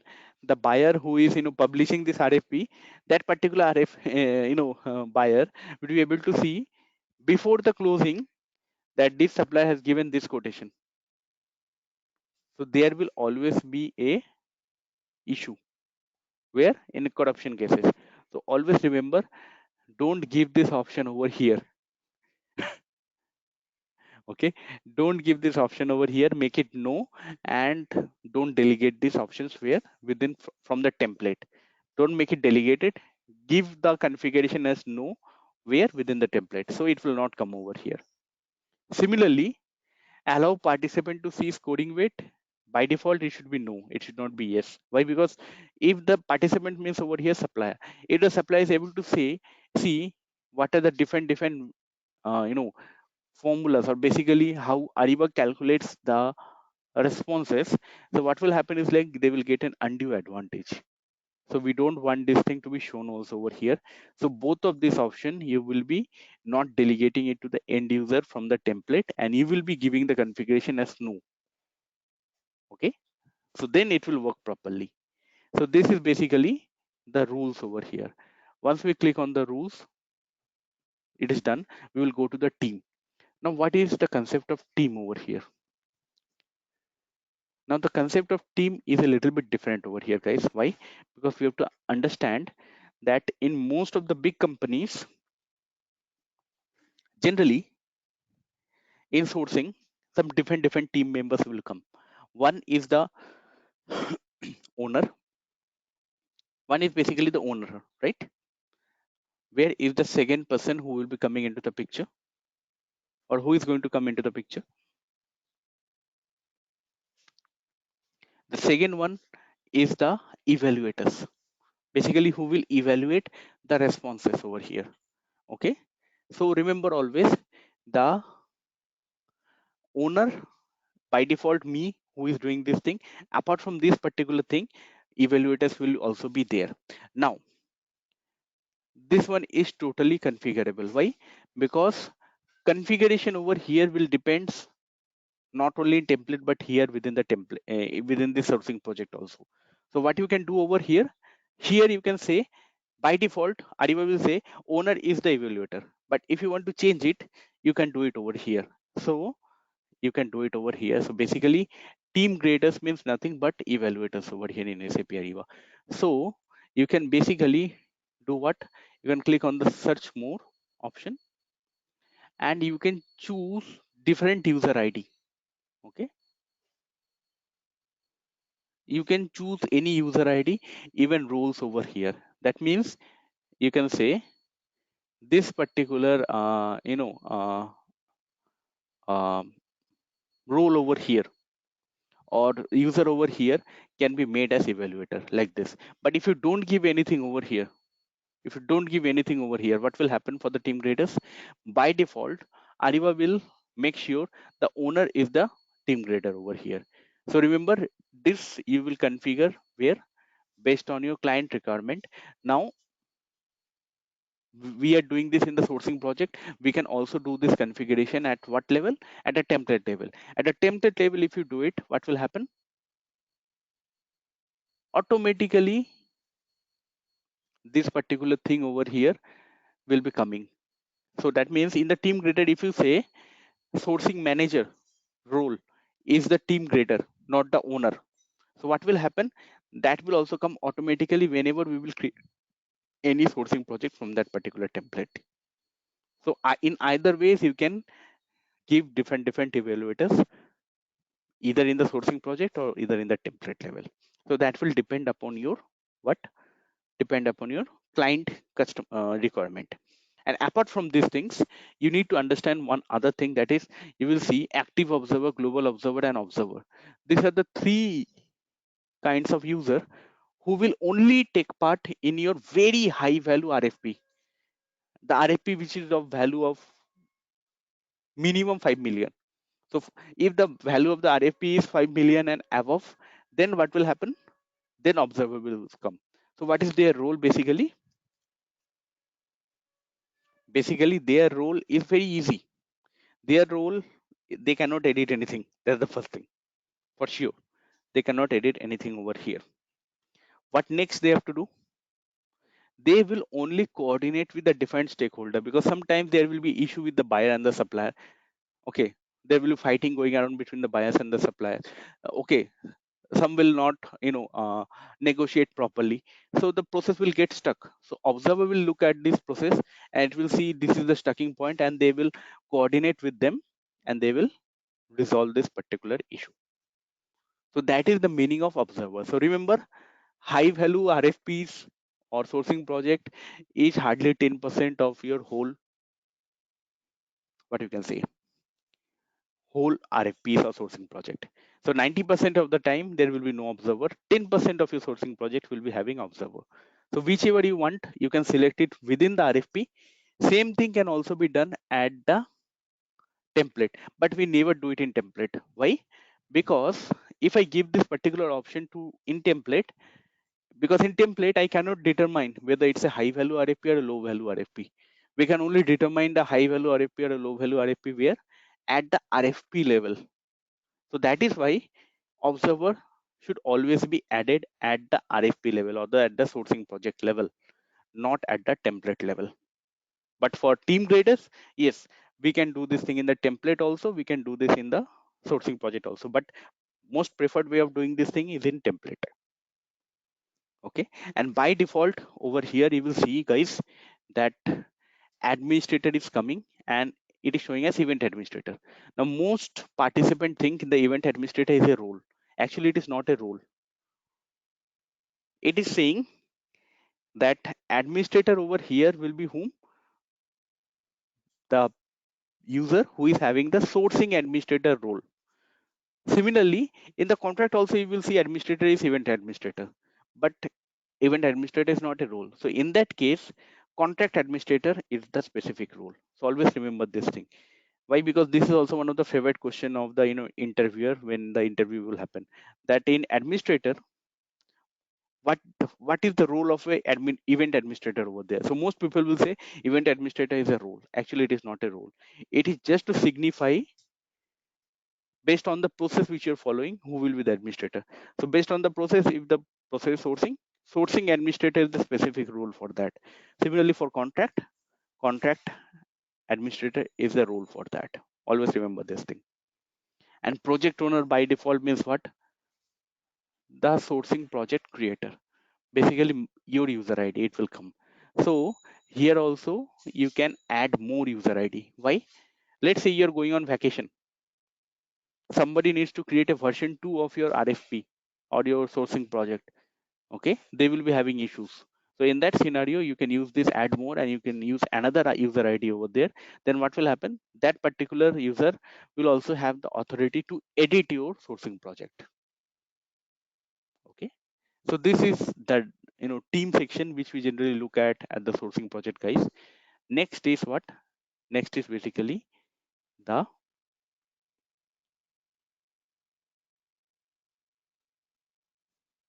supplier. Okay, So here, basically, you have to click on participants. So basically, remember this thing. Participants over here means basically the supplier, nothing else. Okay. So just remove all of this particular thing and just give me a moment. I think yesterday I have, created one supplier. I'm going to use that particular supplier. Why? Because that supplier makes sense.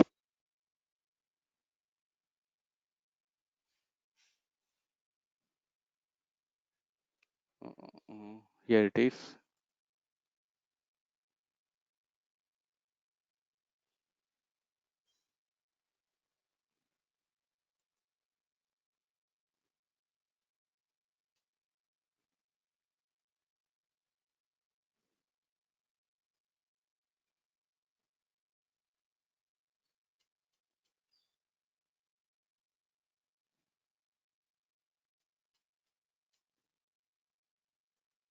Just a moment. Give me a moment over here. Yeah, I've just unshared my screen over here, guys. Give me a moment.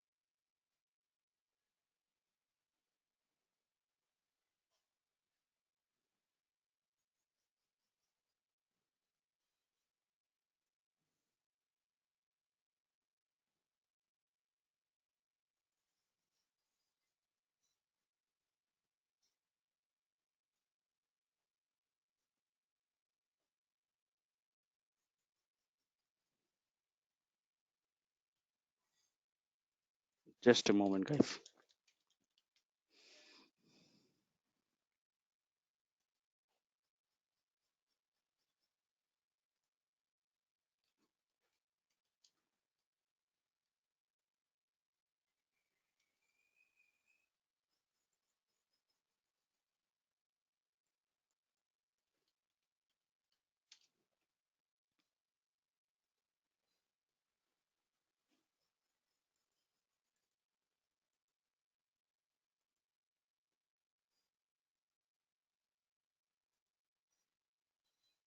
Yeah, guys, I think you are able to see my screen right now, right?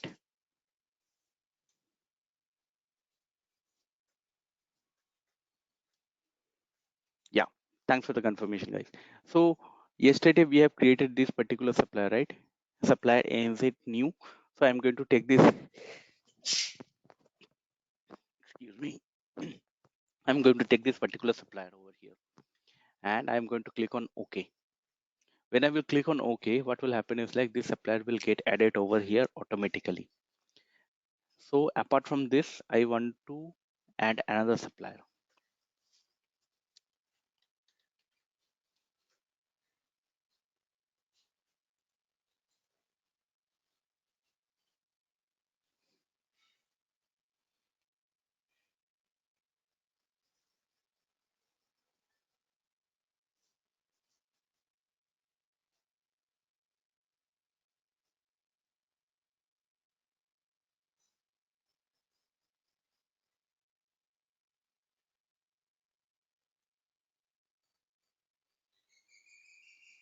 Okay, SLP new supplier one.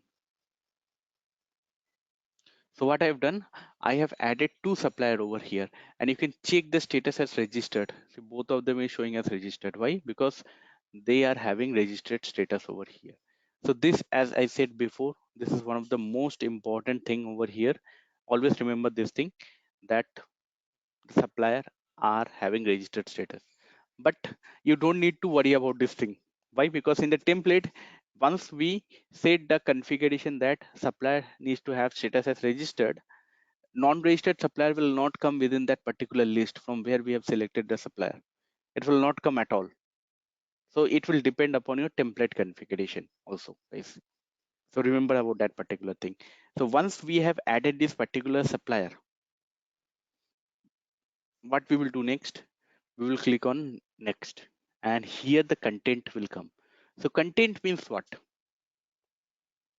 Basically, participant will think content means like, we will add some attachments and all those stuff over here. Yes, we can do that, but mainly content means line item.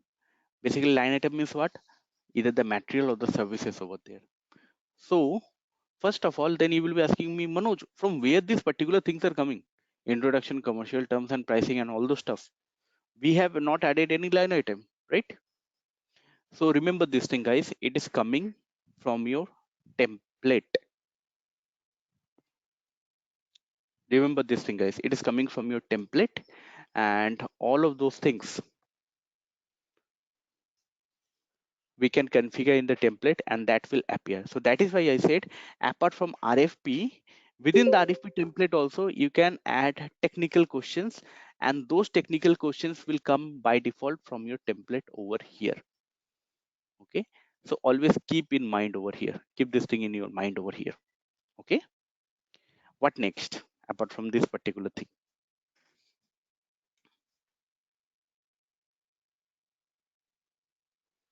You have to, if you want you can use it, if you want you can delete it also. So what I will do is like, I will create a line item. So click on line item over here. So once I click on line item, automatically here, let's say I want to create a line item, laptop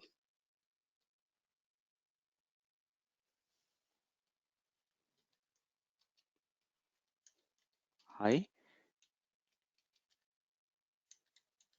performance.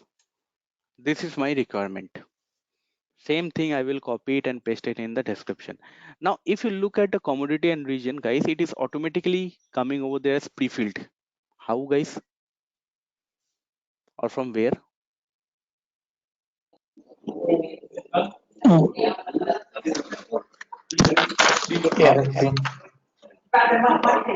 Yeah.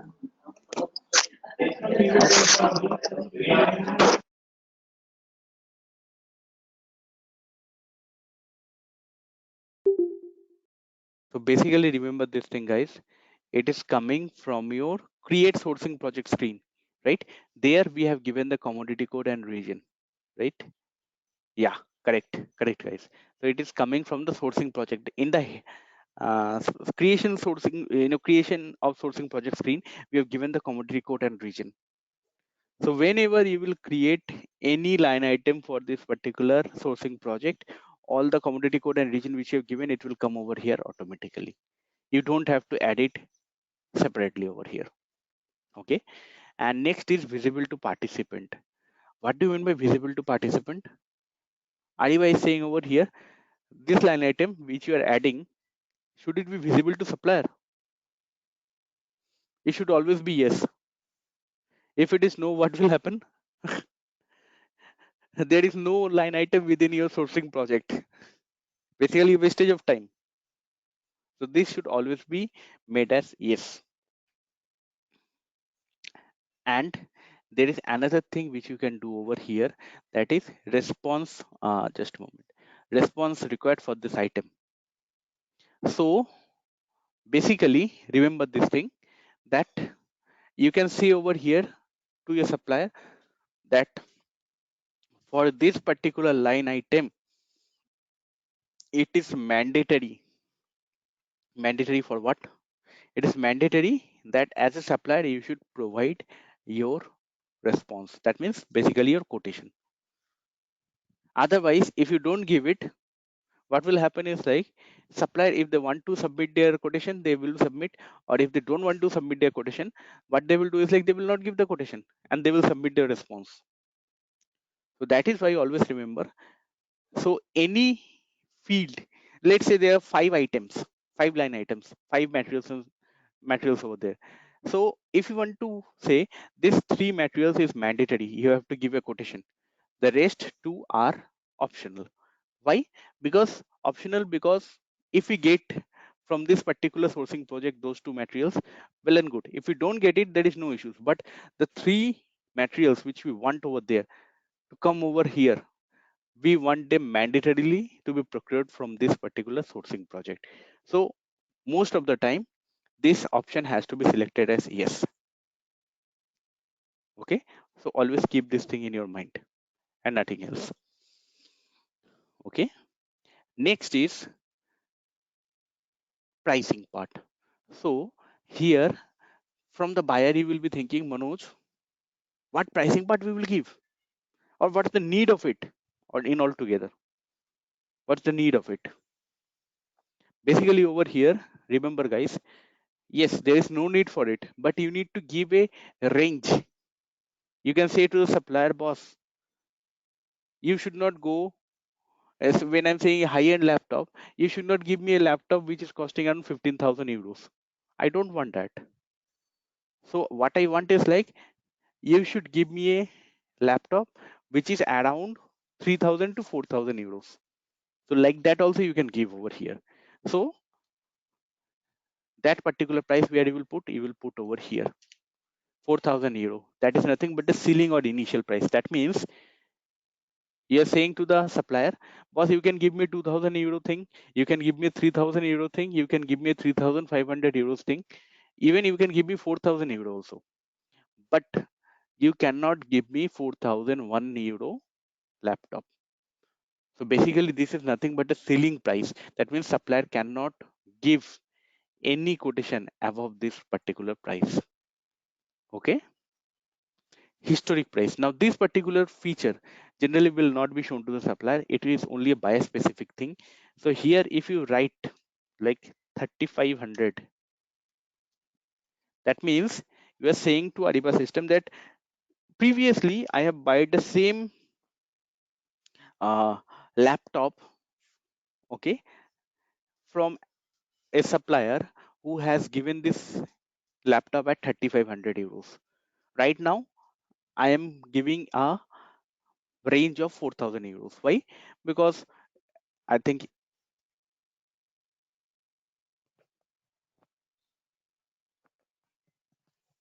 so. Basically, over here, what will happen? Uh, Inflation will always increase, right? So, previous year's laptop, if you compare it with this year's laptop, okay, some new model will come and the price will increase. So, that is why most of the time the historic price will be low and the selling price will be high. And why this is used over here? Again, when I will add this particular item, you will see a saving percentage which is being shown. Now, basically, saving percentage is not used in your sourcing project. Where it is used, once again, it is being used in your reporting options for Ariba. So this will not be useful for a end user, but this will be useful to whom? To the higher management. Why? Because higher management want to check that whether you're doing efficient procurement or not. So this saving percentage and all those other things will be used for reporting purpose, which will be used by the higher management to check whether the efficient procurement is happening or not. Okay, so this is not a end user specific thing, neither a sourcing project specific thing, but a reporting specific thing. Similarly, the reserve price you can also say over here. Reserve price is basically, you can say 500. So basically reserve price means what? That means previously it was bought at 3,500 euros, but right now I am expecting the price to rise by another 500 euros. So that is why I have given the selling price as 4,000. So that is the meaning of reserve price over there. That means the price differential between your uh, expected amount and your real amount which you are giving. That is called as the reserve value over here. Nothing else, guys. So next is like quantity. So here what I will put is like, let's say I will put 50 quantity. That means I want 50 high-end laptops. So once you have done this particular thing, what you will do, you will click on done. And once you click on done, then you can see your line item coming within the RFP. Laptop with high performance, 4,000 euro is the target price. You cannot have more than 4,000 euro. Quantity is 50. Extended price over here means what? This is basically the total price of the RFP, estimated total price. That means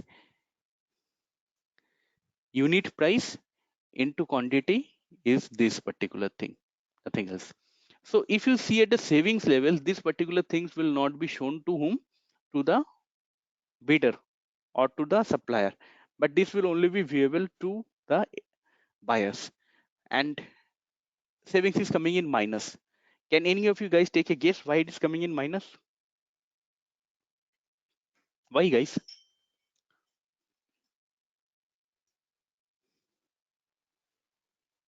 So why do you think, guys, it is coming in minus? It should come in positive, right?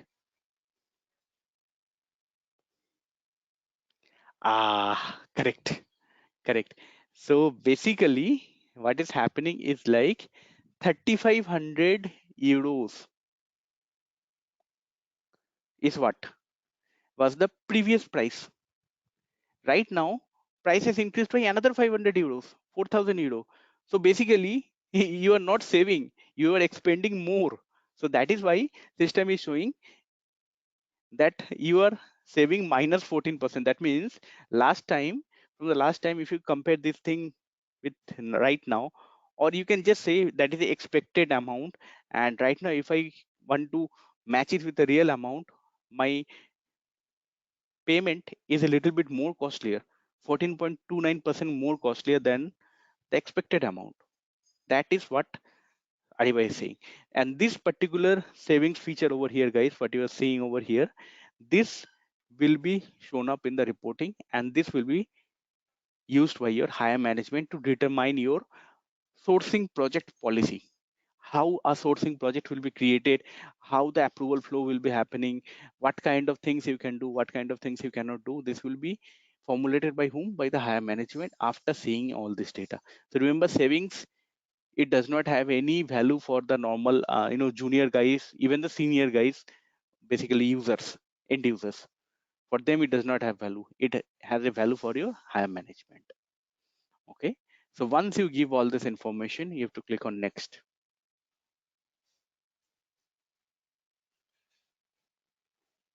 Okay. Here you will find a summary of all your sourcing project related thing. Once everything you see over here, you will click on publish.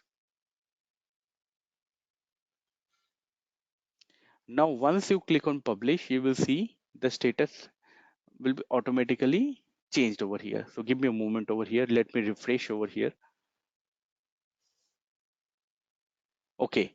So you can see time remaining in preview. Why it is showing time remaining in preview? Because if you look at the response start date, what is the response start date? 10 a.m. Right now it is 9:46 a.m. Still almost 13 minutes is left. So that is why Aliva is telling you that it is remaining in preview. So what do you mean by a preview period? Basically, when I'm saying it's in a preview period, it means what? It means that supplier would be able to see this RFP within their logins. But the thing is like they cannot create a response against it. Okay. Always remember this thing, guys. Okay. And the thing is like preview means you as a supplier you can see the RFP over there, but you cannot create a response. That is the meaning and nothing else. Okay. So as a buyer, your work has been completed, partly completed. Why? Because again it will come back when the supplier will fill up their response. So let's do one thing, guys. Let's take a small break over here. After the small break, we will check this particular supplier side, how the data will come over there, because I know there is not much to be configured from the supplier side. Basically, we have set the process here in the from the RFP, but it is also important to see from the supplier side. Why? Because I will tell you, because of two reasons. First thing is like you have to give supplier training, right? once you are giving this particular supplier training, okay, there if you have any issue, there will be a lot of issue while you're giving this particular training. So that's the first thing. And what's the second thing? Second thing is like, you should also tell the buyer that these are the work or pending things which is required from the supplier. So that is why. Okay, so let's take a break over here, guys. After the break, we are going to see the how the response will be created from the supplier side and how they will edit it and how they will submit it over here. Yeah, so let's take a small break over here, guys. Thank you.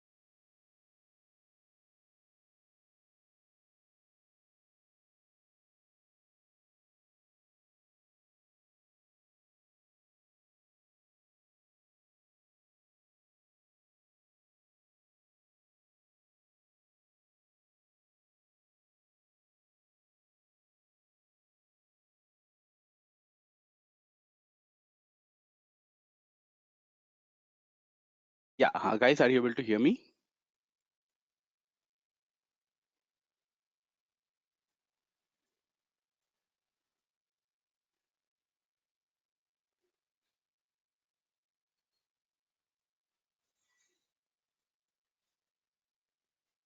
Yeah, thanks for the confirmation, guys.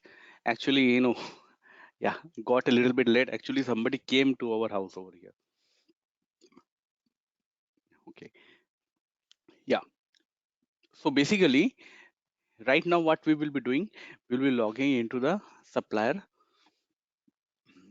network over there. Why? Because we have to give the response to what? To our sourcing project. So let me just unshare my screen once. Why? Because I will log in into the Ariba network over here.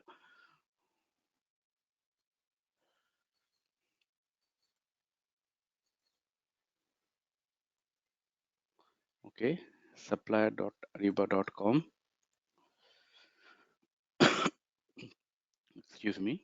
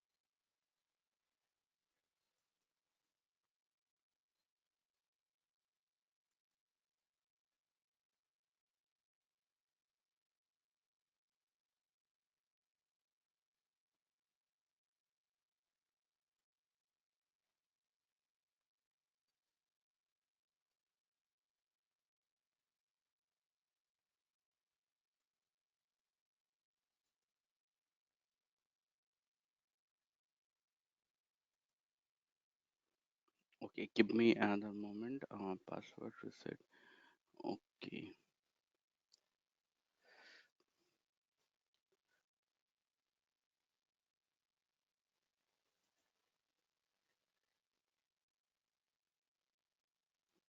Okay. Now it has came over here. Just a moment.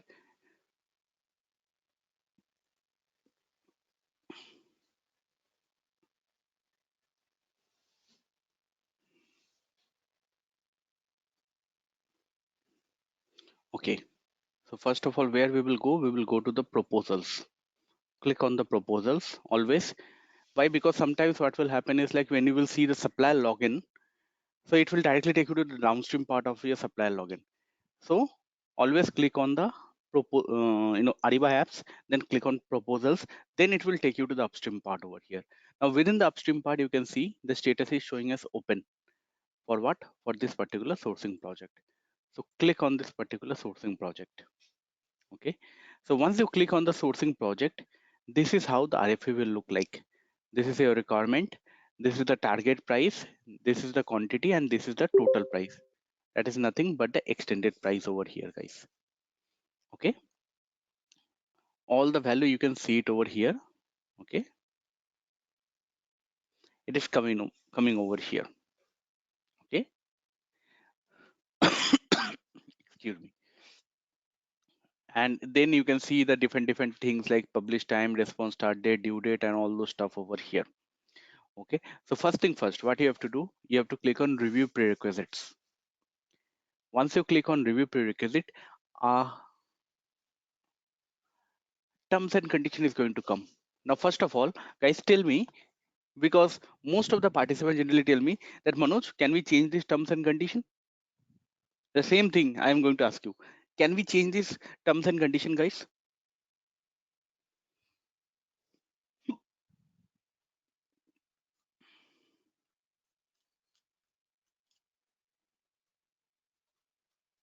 So what do you think, guys? Can we change this terms and condition?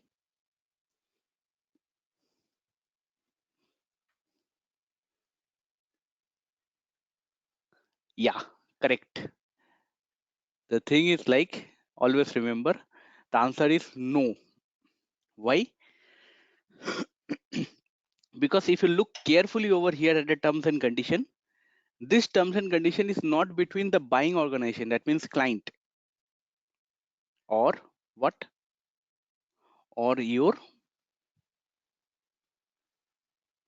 supplier.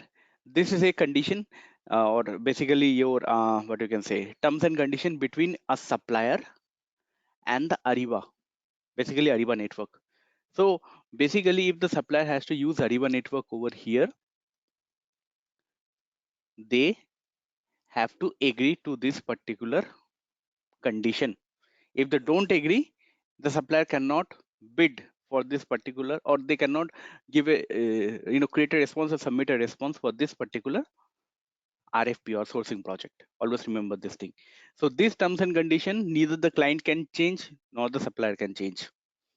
Okay, and you have to mandatorily, as a supplier, you have to accept these terms and conditions, and you have to click on OK. And once again, you have to click on OK.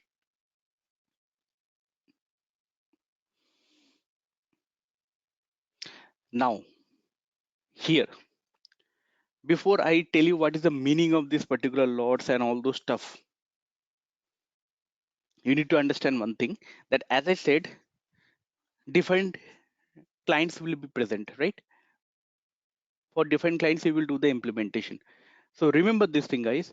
So if you are doing this implementation for a private company or a private MNC, you will not do any enhancement over here. Enhancement, I'm not talking about configuration changes. But if you're working with a government client, there will be one concept which is called as tender fee.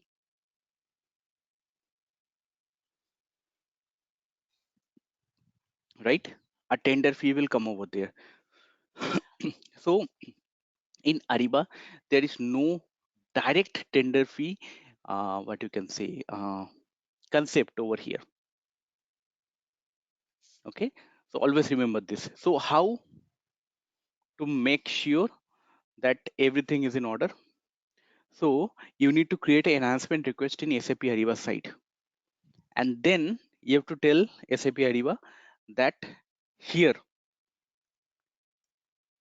you want, just after this particular line, you want a custom field. And what is that particular custom field? So basically flex field is tender fee payment option.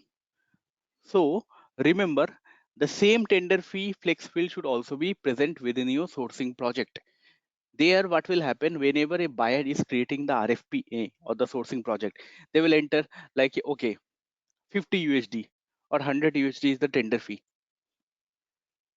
Okay, generally it is non-refundable. If you're working in a government sector client, there, whenever supplier is participating in any of this tendering process, they have to give a non-refundable tender fee. So when the buyer is publishing the RFP, that means publishing the sourcing project, there they will enter the tender fee, and here also tender fee will come.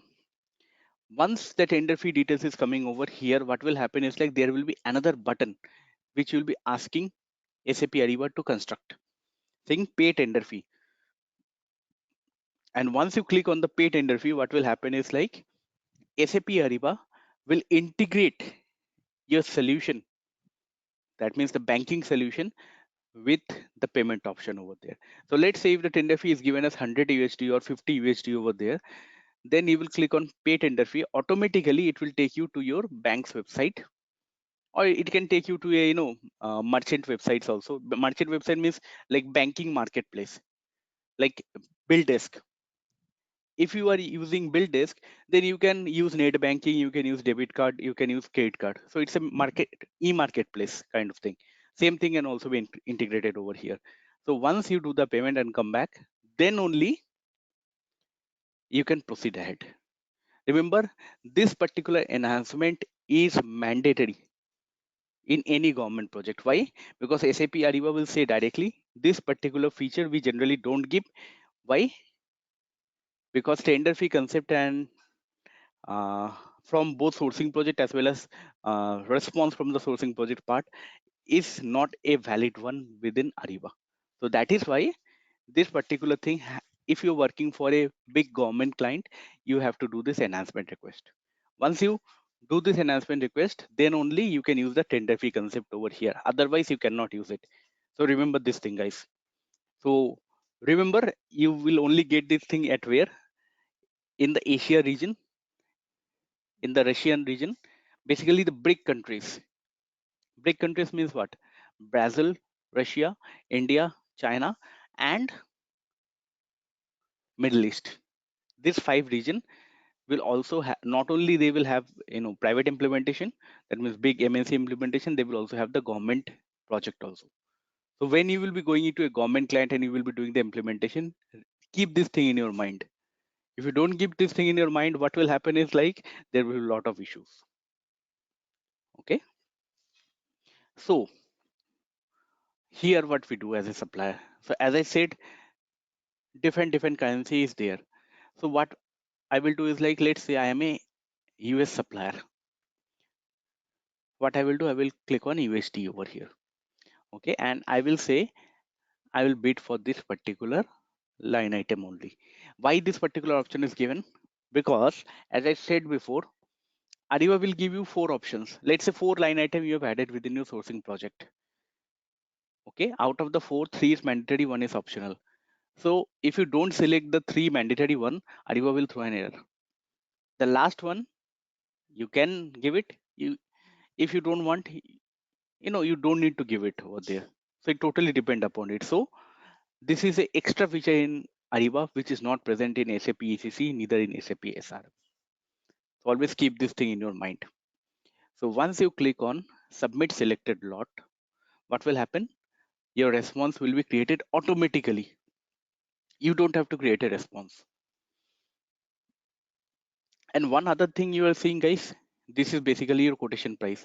In which currency it is coming, guys?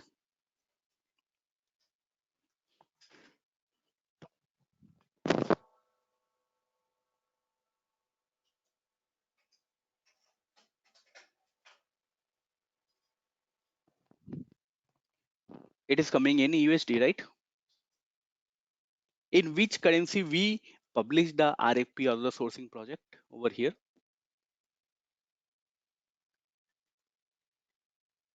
In which currency? Just a moment. This is the currency, right? Euro. From the supplier side, it is in USD. Why it is in USD? Because we have allowed multiple currencies over there. So that is why. And another thing, if you notice, what is the target price which we have given over here?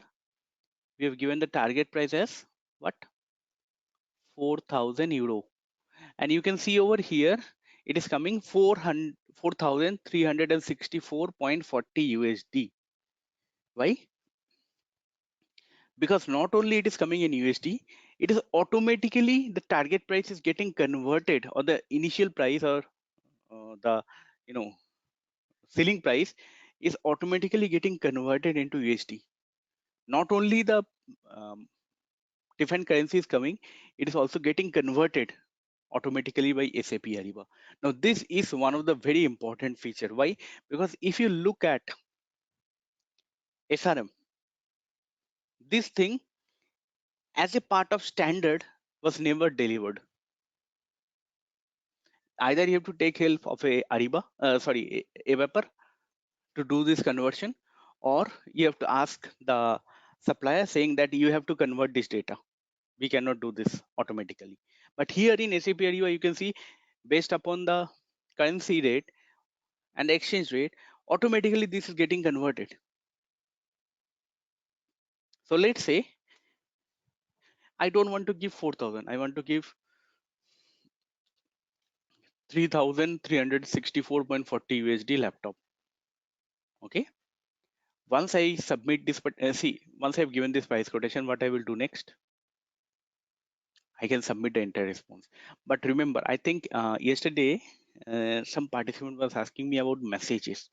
So yes, as a supplier, if I want to send a particular message regarding this sourcing project, that Hey, I'm having a doubt. What do you mean by high performance? Whether you want a high performance from a multimedia point of view or for office application point of view. This is your question. So you can click on this compose message. You can type in your query and you can send that particular message. Then what will happen? Within the sourcing project, okay, over here, it will show these messages over here. It will show in the messaging section over there. Okay. So that particular feature is also available by default in SAP Ariba over here. Okay. So once we have filled up this thing, we will click on submit enter response. Click on OK. Okay. Once this has been done, since we are having administrative access over here, okay, just a moment, we will see that, okay, this supplier has given the quotation. Okay. And you will still notice one thing over here. The time remaining is what? 12 minutes 40 seconds. Why? Because we have given the response ended as 10:30 a.m. That is why. So I think if you all of you have a look at the what you can say uh, the timing changes in SAP ECC as well as in SAP SRM, generally you can postpone the data. That means a date, sorry, postpone the date. That means if you have kept the end date at 10:30 a.m., I can postpone it to 10:45, 11. But if I want to prepone it from 10 a.m., from 10:30 to 10:20 a.m., it is not possible in SAP SRM and in SAP ECC, but it is possible in SAP Ariba. So how you can do that preponement? You can just come over here, click on action, and here rather than using the extend timing, see extend timing is for what? Postponing. Reduce timing is for preponing. You have that particular feature. So you click on reduce timing and you click on 10 minutes. 11 minute 27 second was left. Now you can see 1 minute 19 second is only remaining. So you can also do the preponement over here in SAP Ariba for your sourcing project. Now that is why SAP Ariba sourcing is also one of the most, what you can say, liked module by the client. Why? Because you will get a lot of advanced feature which is generally not available in your SAP ECC or SAP SRM over here. Now, if you're looking at this particular part over here, guys, just wait for 40 seconds. It will come as pending selection. What does pending selection status mean for sourcing project? That means all the supplier has given their price bid. Now only evaluation is pending. Only evaluation is pending. Okay. So remember one thing, guys, that whenever as a buyer, if you want to create a version 2 of the sourcing project, you can create. But after awarding, you cannot create a version 2 of the sourcing project. So even if I want to create a version 2 of the sourcing project right now in pending selection, can I do it? Yes, I can do it. How we can do this? Click on action, click on reopen event. Okay, click on action, reopen event, and here Ariba is saying, okay, what is the extended date and time which you want? Okay, so let's say I want to give this particular thing as today, and I want to give this thing as 10:30. Okay, but now I want to edit this particular document. If I click on edit now, let's say, I will not change anything. I will change one thing. It's like within the content, I will add another thing. Okay. I will make this thing as 60. Okay. Now, if you click on update, there is a issue. What is the issue, guys, over here? Basically, previously I have published this sourcing project. Supplier has given their quotation. Now I am changing the item prices, basically quantity of the item from 50 to 60. What will happen? There will be a lot of issues. So that is why SAP Ariba is asking which option you will be using. See, this 4 option is available over here. So mainly the first 2 option you can see keep. The last 2 option you can see do not keep. With regards to what? Basically Ariba is saying that will you keep the response which has been submitted successfully? And do not keep means Ariba is saying don't, if you select this option, then the response which has been successfully submitted by the supplier will not be kept in the system. That means all those supplier who has submitted their RFP responses or basically sourcing project responses will become invalid. They have to submit the response once again. Okay. So the other option is like mail and do not email. Always, obviously, you will select the mail. Why? Because if you do not email, then the supplier will not get a email saying the sourcing project has been extended. And that, if you don't do it, if you don't send this email, what will happen is like, supplier will take you to court. And there they will, charge a, what you can say, they will sue you for, sue your client actually for a huge amount. Okay. So always keep this thing in your mind that keep an email, do not keep an email. These are the 2 options which you should use.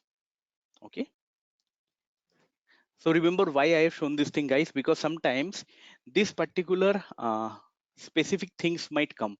So always remember which one you will choose over here, since we have taken the responses from the supplier successfully and we are changing the quantity from 50 to 60. So which one we will use, keep an email or do not keep an email?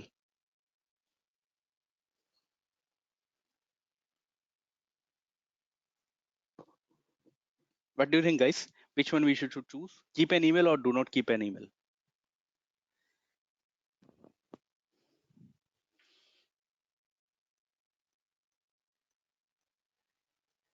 No, guys, here it is very important. Always remember,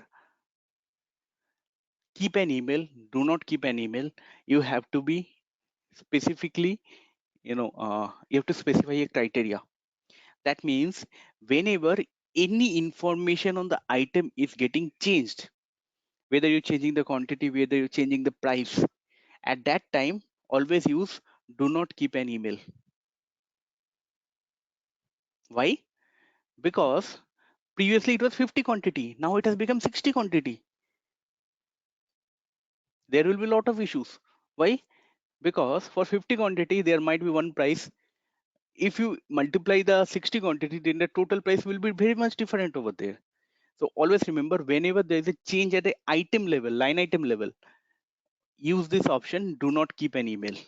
But when there is a change in, extension of time period, response, end date is getting extended or, reduced, or basically you're adding another supplier. So there you can use keep an email. Why? Because it is not changing the line item. So any changes at the line item, always use do not keep an email. But any changes apart from the line item, always use the keep an email. Okay. So that is how you should work over here, guys.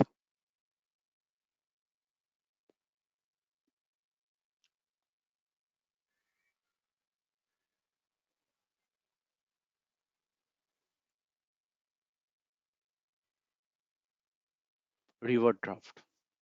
I don't want to update all those things. That also you can do.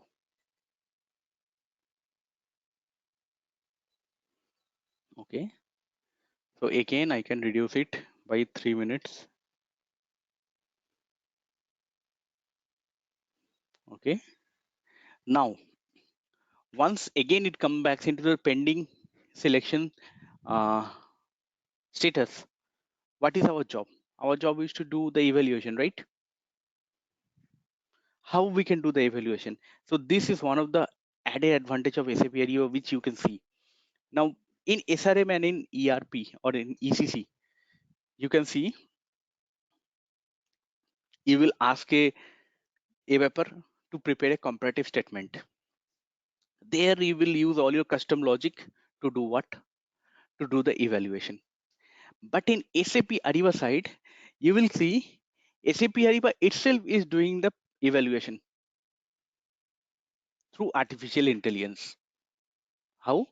You can see over here that for this laptop with high performance, which supplier has given the quotation. And here see, you can see the in bracket one is coming, and here you can see icon with a gavel. It is showing what? It is showing a lead bid. That means Ariba is saying to you that according to its calculation, this particular supplier is the L1. L1, I think everybody knows about L1 supplier, right? Or L1 bidder.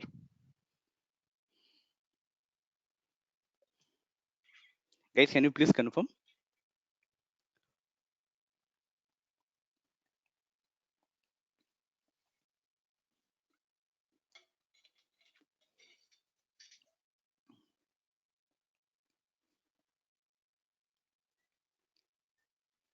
Okay. So basically, L1 bidder means what? The bidder who has given the lowest quotation, lowest price quotation, is generally called as the L1 bidder. Okay. So that is the meaning of L1 bidder or L1 supplier over here. So you will be, seeing that I will be using this word frequently, L1 bidder or L1 supplier. So L1 bidder, L1 supplier means among all the supplier, which supplier has given the lowest quotation, that particular supplier will be called as L1. So basically rank 1. Rank 2, second best price bid. That is also referred to as L2. Okay, keep this thing in mind, guys. Now,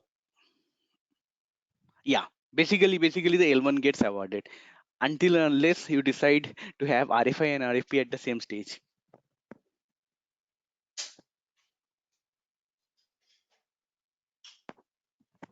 That means what? That means basically that, as I said, some clients will say within RFP they want to do RFI and RFP. So at that time, what will happen is like,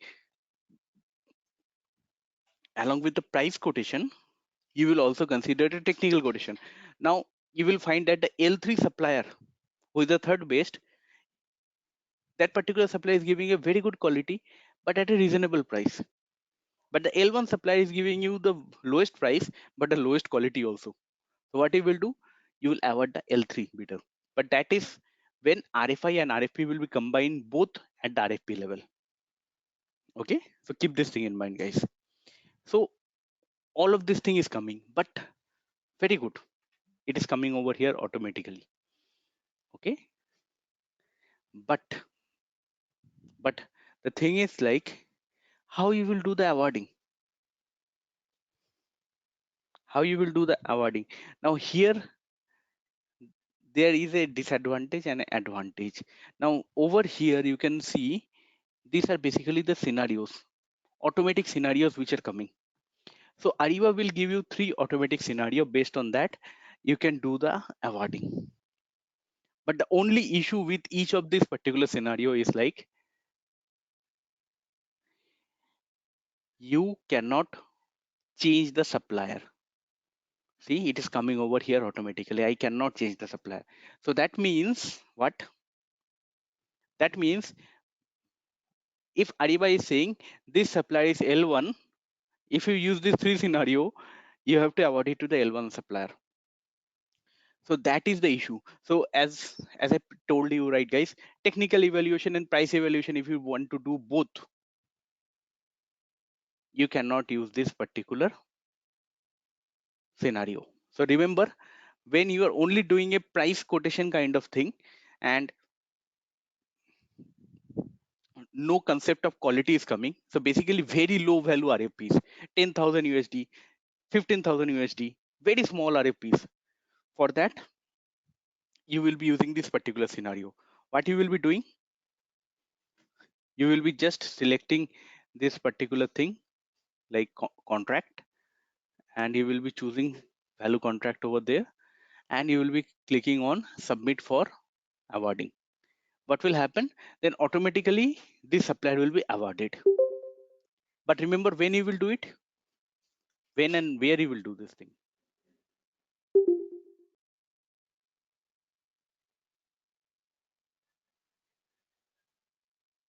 Remember, this thing you will be doing it at very low value RFPs. Not only in price quotation, but very low RFPs. But if it is having a value of, let's say, 100,000 USD, then even if you don't take the technical quotation within the price quotation only, let's say you are doing a RFP or sourcing project for 200,000 USD. So there, for your laptop, let's say you're getting quotation from HP, Dell, and then from a local supplier from China, the brand which you have never heard about it, and that supplier is the L1 supplier. Are you going to award that particular supplier? Why? Because Ariba will say that supplier is your L1 supplier, but are you going to award it to that particular person or that particular supplier? No. Why? Because you know that, okay, I will be saving some money by taking that particular laptop, but there will be a lot of serviceability issue. So I will go with HP. So here you cannot change the L1 supplier. So always remember, when the value is less, 10,000, 15,000 till 50,000, 50,000 USD, if the price quotation is having less than 50,000 USD value, then you will use this standard scenario. But if it is more than 50,000 USD in price quotation, along with that, if you are having another technical plus price quotation, both evaluation you want to do it, so what you will do, you cannot use it. So there you have to use another scenario, and that particular scenario you have to come over there in the create option, click on that, and you have to click on manual scenarios. Once you click on the manual scenario, now here guys, Ariba has given you the different options. And what are those particular options? So basically you can select whichever you want, whichever you don't want. So what I will do is like, I will say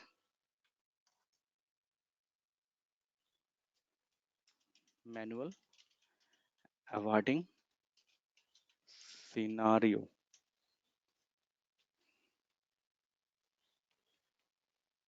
Okay, and as I said, the end means the follow-on document from this RFP will be always a contract. So I will choose a contract, it will be value contract. Once this has been selected, what next? Here for this particular line item, I will choose whichever supplier I want. Now let's say if there is 10 supplier, all the 10 supplier will come with different ratings. One means for Ariba, this one is the L1 supplier. Two means for Ariba, this is the second best supplier. Like this, it will come. But all the power will be in your hand. So here, not only you can do the price, but here, what you can do is like you can ask your technical evaluators to come over here. Okay, have a review at the technical questions which will be coming over there, and based on the question as well as the price, you can award whichever you want over here, whichever supplier you want based on that particular line item. Okay, so always remember this thing. Now another question which might come to your mind is like, okay Manoj, we are going to select this, it will work properly, but how the technical evaluation will be taken care of? Why? Because this is an RFP, and as I said before guys, within the template only, what you have to do is like you have to put up different technical questions. Those questions answered will be filled up by whom? By the supplier. And here, along with your line item, what will happen is like, again, those questions will be coming with their answer. And all the different suppliers data will be shown one after another. Now here, see, one supply is there, another supply will come over here. Like all the suppliers data you will be able to see.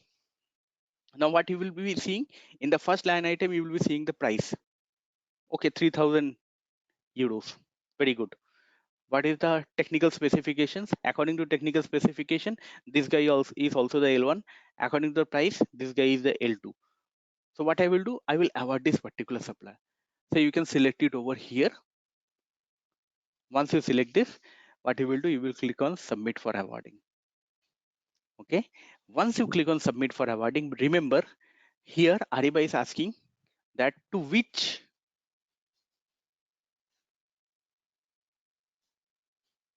what is the meaning of this particular options. So basically Ariba is saying, okay, you have almost done with the awarding, right? So will I send this particular awarding mail to the awarded participant? That means to the supplier whom you're awarding, a mail will be going to them if you select this particular first option.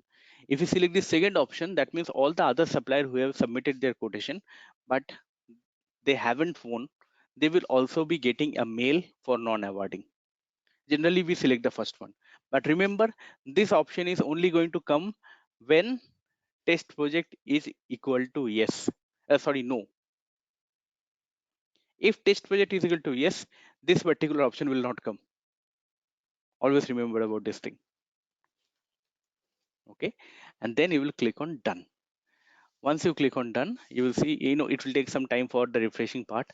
Once the refreshing part is done, the status will be showing as completed. You can see over here it is coming as completed. Okay,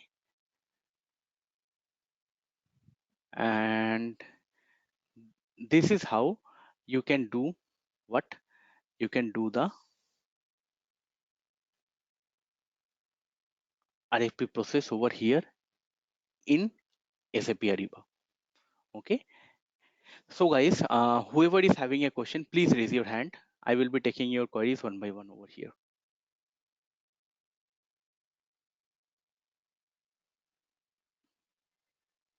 Yeah, Amal, can you please go ahead with your query? Yeah, hi. Regarding this awarding process, Yeah. can I add approvers while awarding an RFP? Yeah, but not over here, Amal.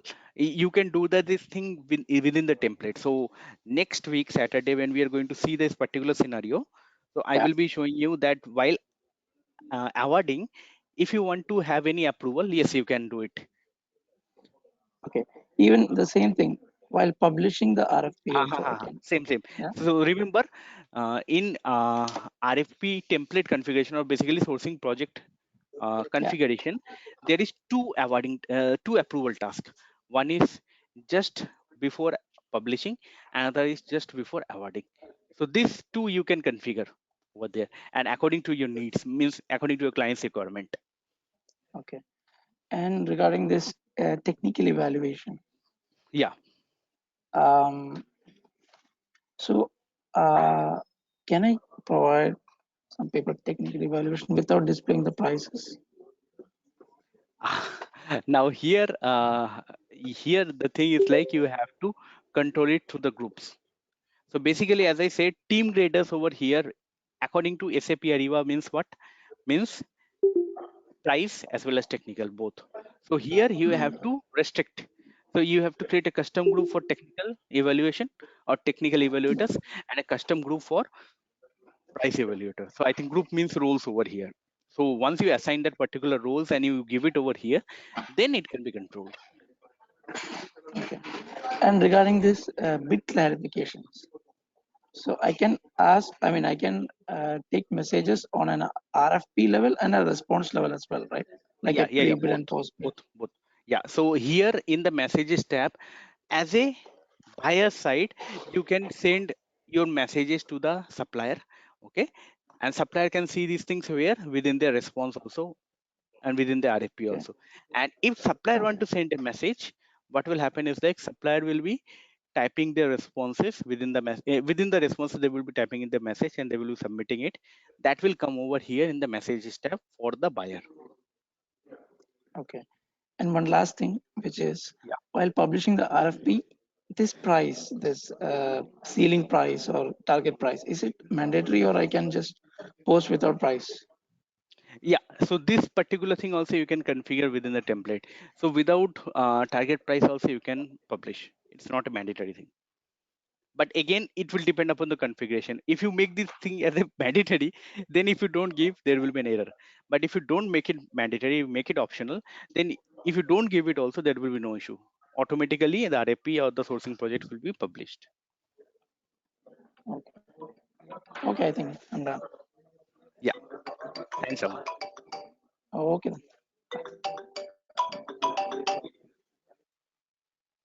Yeah, just a moment. Yeah, Diksha, can you please go ahead with your query? Yeah, Manoj. I have a very small query. That is, if I in the currency rules while creating the sourcing project, I selected Mhm. no. Mhm. Then when the supplier is creating a response, he will also not get a option of putting his own currency, right? Then the default one Exactly. will. Exactly. Okay. Exactly. So the thing is like if you select no, then what will happen is like you won't be having that particular option as a supplier to select any other currency. Okay. Yeah, that is all I had. Yeah. Thank Thanks, you. Diksha.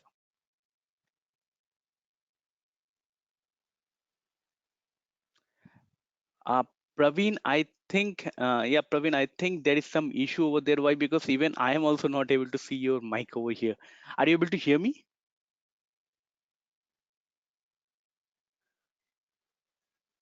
Yeah. Even I am also not able to see your mic over here. So do one thing, just type in your queries in the chat box over here. I'm going to read your question and then I'm going to answer you. Yeah. Yeah, thanks for it. Actually, sometimes what will happen is like, due to the, what you can say, due to the, driver issue or some other issue, your audio or the mic might not work over there. So that is why it is not showing up over here.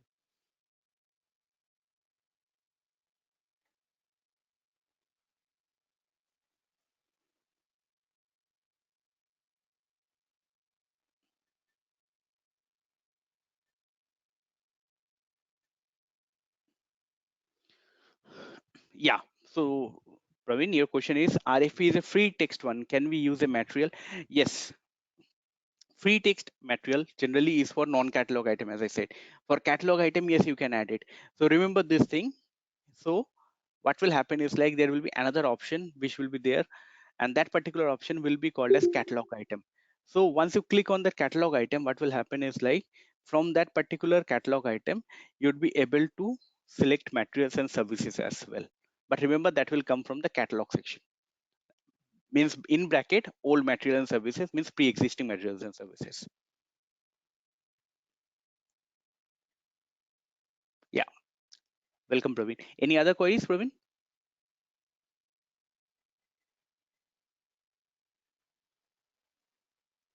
Yeah. Thanks, Praveen.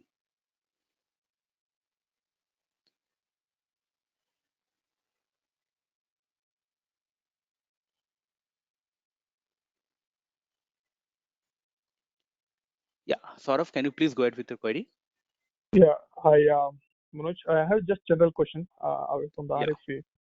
Yeah. Basically, I just need to know the difference between this. I know that CIF and CI9 versions, right? What's No, the actually, CIF is different. CIF is actually catalog hmm, interchangeable file format. So hmm, basically, this is used for loading your catalogs data. Okay. I see. CI9, on the other hand, is a standard integration uh, add-on Between software or middleware. Not middleware. Actually, middleware is PI. It's a add-on software component which is used to integrate Ariba with ECC or S4HANA system. so it means like it works like an adapter, right? What do you mean? Basically CI9 installing generally that. stands for, CI9 generally stands for, cloud integration adapter. So basically you need to not us as actually the basis guys will download Yeah. this particular thing, and they will Mhm. install this thing where within your ECC or in S/4HANA system. I see. But in CIF, basically, it's just to bring the catalog from Ariba to ERP system, or how? What does that work? No, no, no, How no, does no, that no, work? no.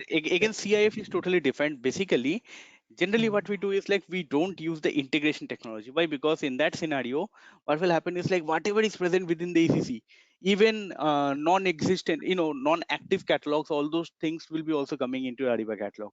So what we do is like as a part of our downstream process, we ask Mhm. the clients to give us all the data. Once we get all the data, then we will sit with the client and say, hey, which one is active, which one is not inactive, okay, which one will Mhm. be useful, which one will not be useful. So we will filter the data, and that particular data we will put in a CI file format, and then we will load it in Ariba manually. We will not Oh, integrate this thing within ECC. Why? Because then your catalog item, in your right. catalog section, it will be filled up with garbage data also. Okay. So basically, it's a file format to update the data, correct? If my understanding is right. Exactly. CIF Catalog. file format is nothing but a file format for uploading the data in Mhm. catalogs. Okay. And there's one more terminology that they use, like ITK, right? ITK, integration ITK is toolkit. actually, yeah, ITK is generally an obsolete technology. Why? Because Okay. in 2013-14, when or in 2012, if you want to integrate your Ariba solution with SAP, then Hmm. ITK would have been used. So basically, ITK stands for Integration Toolkit. But right now, Okay. you will be using Okay. CI9 for doing your integration. Okay. Why? Because ITK is having a lot of limitation. Okay. Why? Because uh, if you look at the standard solution of SAP ECC and SAP Ariba, it won't be able to Mhm. support it. So you have to do a lot Mhm. of customization both in SAP Ariba as well as in SAP ECC. So that is I why see. Ariba came up with the updated version that is called as the CI9, so that for the standard features at least, all of Okay. the standard features should be supported by this particular integration add-on component. So that is why we use CI9 instead of ITK. Yeah. So basically, we need to configure those endpoints, right, from Ariba to ERP, ERP to Ariba. And I Exactly. think based on the batch job, or is it like a No, no, no, synchronous or no, no, like in a bad sync? job. No. Yeah, Bad job generally and all those stuff, it will be done in ITK only. Here, I see. what will happen is like here, it will be almost a real-time data update. Okay. Okay. So So anytime generally update yeah. integration endpoint and integration touch points, basically, yes, we have to configure over here, but that Yeah. is not related with ITK. This is I, related with your, sending of data from Ariba to ECC. okay. Okay. Okay, So it's so like on this part, sort of, mhm, actually, sure. it will be a little bit confusing right now if you if you look at this particular integration. So let's Mhm. wait for the integration. Then I will be talking where CI9 will come into the picture, where integration endpoint and integration touchpoint will also come into the picture. But for Sounds the good. time Yeah. being, Thanks. remember, integration touchpoint is not part of ITK. It's a part of the normal CI9 only. I see. Okay. Good to know. Thanks, Manoj. Yeah. Yeah, welcome, Saurav.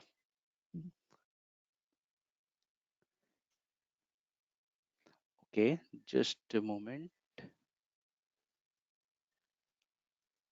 Yeah, Prem, can you please go ahead with your query?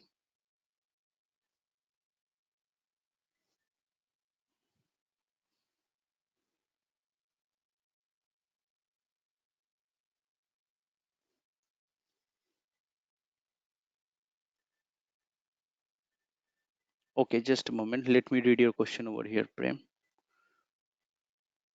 Usually after getting the first price, we usually go for second round of negotiation for bettering the price. So how is that done in this situation? So remember, this particular thing, we generally don't do it in sourcing project. Where we will do it? We will do this thing as a part of negotiation in your contract creation. So that is why I said that whenever we will go to the contract session and we will be seeing this thing, there are some major changes in the process. If you compare this sourcing and contracting process between SAP ECC and SAP SRM and SAP Ariba, this is a major difference. So always first round of negotiation will happen in sourcing project. Second round of negotiation, that is the final negotiation, it will happen at the contract level. Why? Because in the contract level only, you will be getting a separate mandatory task like supplier negotiation with supplier. that second round of negotiation, you can do it in the contract itself. Okay, Prem, and let's jump on to the next question. If I want to create RFP for a server and network equipment, the commodity code for both would be different. So is the commodity code line wise or it is for the total RFP? Now, yes, as I said over here, Prem, that if you go to the header section, when I am adding a commodity code, there you can add multiple commodity codes because add more was coming over there. Why? Because make sure that even though 10 commodity codes you're using, give the 10 commodity codes within your create in the create sourcing project screen only. Don't give it at line level. Why? Because what I'm telling is like the header level and line item level should not be having a mismatch. So let's say in the header level, you're having 10 different commodity codes and you're having 10 different item within the sourcing project. Each one of them is having one different commodity code. It is okay. But the line item and header item should match. That means line item should not have any other commodity code which is not mentioned within the header. So that is how you can give the data inputs over here.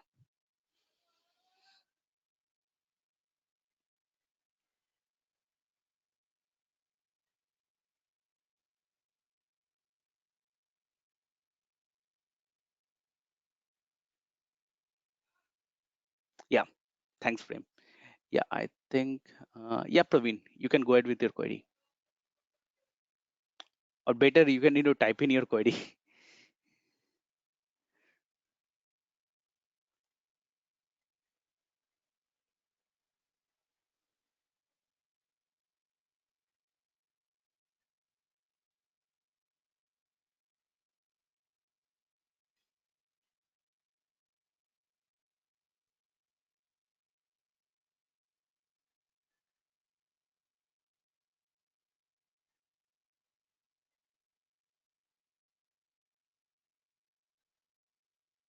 Okay, PR external, how we process them for sourcing, like plan driven. Okay, so in this case, remember this thing, Praveen, that plan driven procurement is generally known as direct procurement in SAP Ariba. So here, generally, the process is a little bit different. So here, sourcing project will not come within your plan driven procurement. It will come as a part of direct procurement. What will happen is like your PR, PO will be getting generated where? In your ECC, and then it will come over here, not in Ariba spend management, but directly into Ariba network. So that particular process or scenario is called as a direct materials procurement over here, and there is no sourcing process for them. Why? Because ultimately, if you are generating a PR and a PO over there in ECC, what will happen is like your source of supply is already determined in the PO. So that is why it will not come into the Ariba spend management at all. There, the integration will happen between ECC or your S4HANA with Ariba network. So that particular process, that plan-driven procurement in SRM is equivalent to that of a direct materials procurement in SAP Ariba. Always remember this thing. So we are going to touch base on that part. When we are going into the integration and a little bit on the downstream part, we are going to touch base on that particular part. But remember there, you don't have a sourcing part. Why? Because their source of supply will be already be determined in the ECC part. Yeah, is it clear, Praveen? Yeah, thanks, Praveen. Just a moment over here.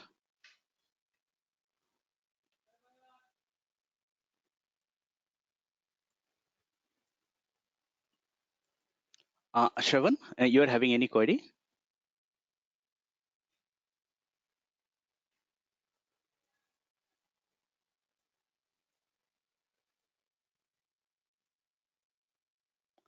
Shravan, you can go ahead and ask your query if you're having anyone. We have already unmuted you from our end.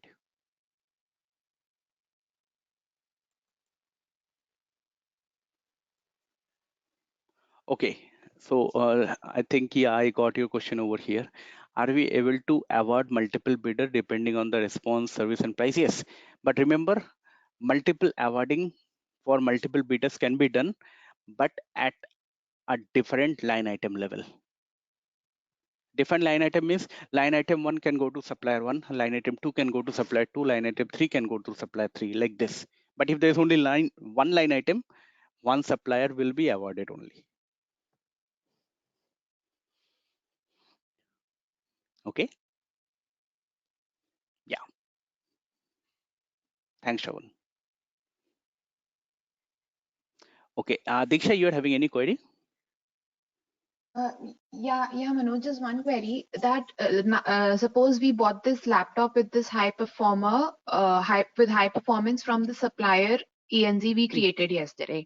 Now, Yeah. after 3 months, we again need this, we have the same requirement and we need to buy it from the same supplier. Then we needn't create the sourcing event, right? No, you don't need to create a sourcing event. So what you will do, you will go to the contract and you will edit a second version of the contract and then you will increase the quantity. That's it. Okay, thank you. Yeah, welcome, Diksha. Just a moment over here. Yeah, Tariq, can you please go ahead with your query?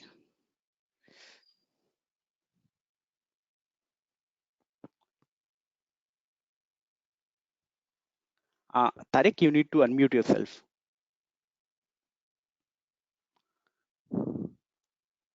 Yeah, Manoj, thanks. My question is when it came to the supplier selection for the invitation. Now, that was based on the suppliers that who have been registered through the SLP. Am I right? Yeah, you're correct. So always remember the supplier in SLP who are registered, they can only take part in the sourcing event or sourcing project event. In case we do not, because the client that we are implementing the Ariba for, that they don't have SLP, what will be how they will invite the suppliers in that case? Okay, so if your client is not having SLP, so in that scenario, means like the registration status, the request status, the qualification status will not come at all. So there, it will be pretty much easier. Why? Because you can include any other supplier. Means like you have to load the supplier as a part of data loads. Yeah. Can you please go ahead?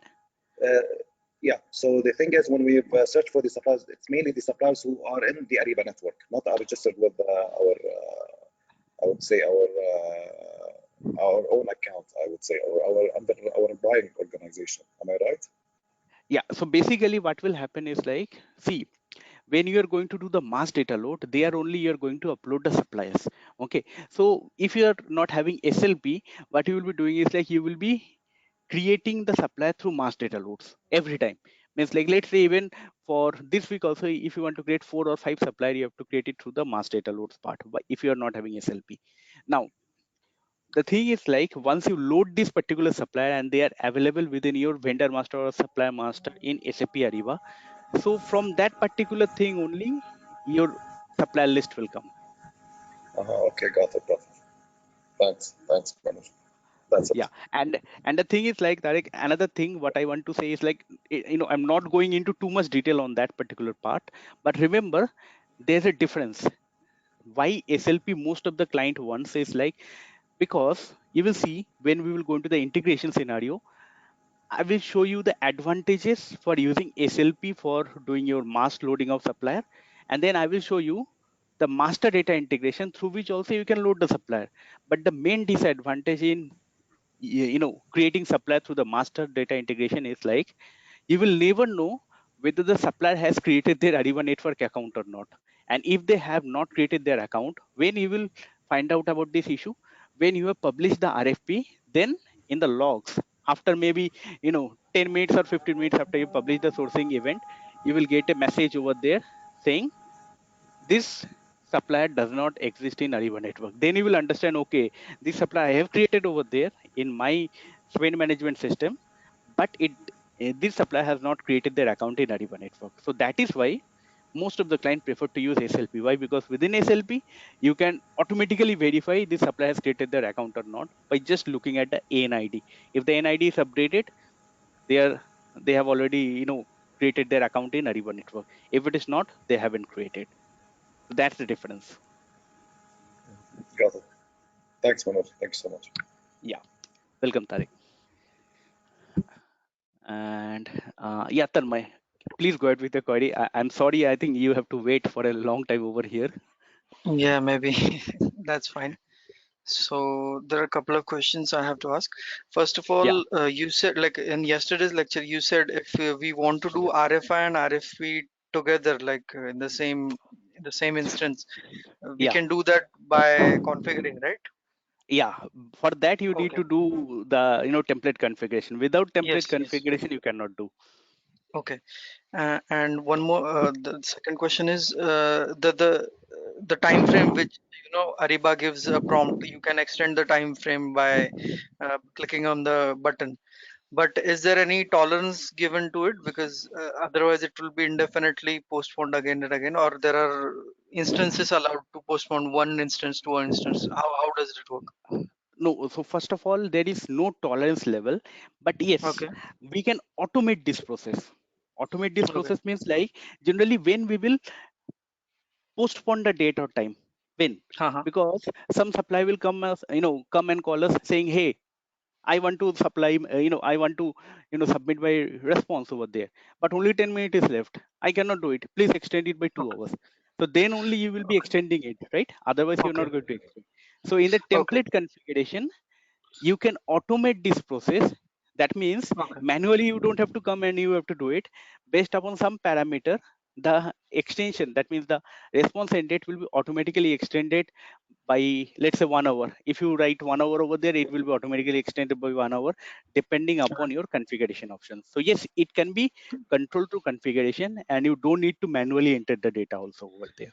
Okay. Okay. So last question, Manoj. Regarding CIN and CIG. So Yeah. can you just give me a brief idea about what is the difference? Because I So have worked on basically, CIG. Yeah. yeah, basically, if you have worked in CIG, you will see there is a lot of standard bugs over there. It's Yeah. still Yeah. not stable. It's still not stable. So that is why we in our session, basically CIG and CI9 is the same thing. It's Yeah. a Okay. integration add-on software through which we can integrate the ECC or S4 HANA system with Ariba system. But the Correct. issue is like CI9 is a stable version. CIG Mm-hmm. is an unstable version. Why? Because there is still issue. And let me tell you from my experience, December Okay. 2018, we implemented CIG. There were some standard bugs. We created Jira tickets in the connect.ariba.com through SR. It is still Okay. not resolved. I faced the same issue. I think I worked in the same project during the similar time wherein we use CIG and it's still not resolved. Yeah. So Yeah. ultimately, no. Ultimately, in April, we decided enough is enough. We will move to CI9, and CIN. in May end, we had a go live, successful go live over there. No, my Right go now, live is still hypershare support is pending. going around. Because Okay. ultimately client never believed us. Client said us, no, Yes. we will use CIG over there. So I Yeah. was telling to the client, say, see, we are having experience of 7.5 years. So I am telling you the truth. But still the client said, no, we will go with CIG. After 4 months of fighting with SAP Ariba, they only took the decision, yes, Manoj, you are right. Go with CI9. Okay. Okay. So that's the Okay. thing. Mainly Okay. same thing. I will say if you compare the functionality of CI9 with CIG, CIG is much more Okay. competent compared to the CI9, but it is still having issue. Same thing Okay. I will say about the Ariba version. Ariba 15s is much more suitable than Ariba 14s, but 15s is Mm-hmm. also having stability issue. Stability. So Manoj, just to confirm, the CNN works the same way, right? To go to the software center and download it and then start an integration project. It's the same thing, right? Exactly. You will go to Okay. service dot. Basically, we won't do it. Actually, the basis guys will Yeah, do yeah, it. yes, Yeah, yes. service.sap.com, log in with the customer account, go to the download section, Yes. download the Ariba add-on. Then Yeah, basis guys will be installing it in the ECC or S4 HANA system. Once it is yes. installed, then you can do the configuration also. But within the Correct. configuration also, you have to do this web service and all those stuff. So there also you have to Yes. take care of take help of basis guys. Correct. Correct. Okay, that's it from my side, Manoj. Thank you. Yeah, welcome, Tarun. So the guys, the thing is like, always remember CIG is going to come. CIG is the next evolved version for your integration, but it is still not stable. For that thing to become stable, it will need another 1 year at least. So remember, in 2020 end, or you can say beginning of 2021, at that time CIG will become a very stable version. At that time, if you are going for any project, you will need CIG. But I think nobody is going to wait for here, right? Most of the participants, most of you will be not be waiting for 2021 to start your career in Ariba, right? Immediately you should start, and some of them are right now in the project. So basically, that is why we provide a CI9 over there, CI9 training within our here. Why? Because right now you're going to do the implementation. Okay, yeah. Thanks, Tanmay, over here. Let me go to. I think there is one. Yeah, Satya. Satya, can you please go ahead with your query? Hello. Yeah, Manoj. Yeah. Question like we can discuss about a single item to multiple suppliers, Satya, like Satya, splitting. just one more thing. Can you speak a little bit closer to the mic? Your voice is coming a little bit lower. Am I audible now? Yeah. Now you're properly audible. Yeah.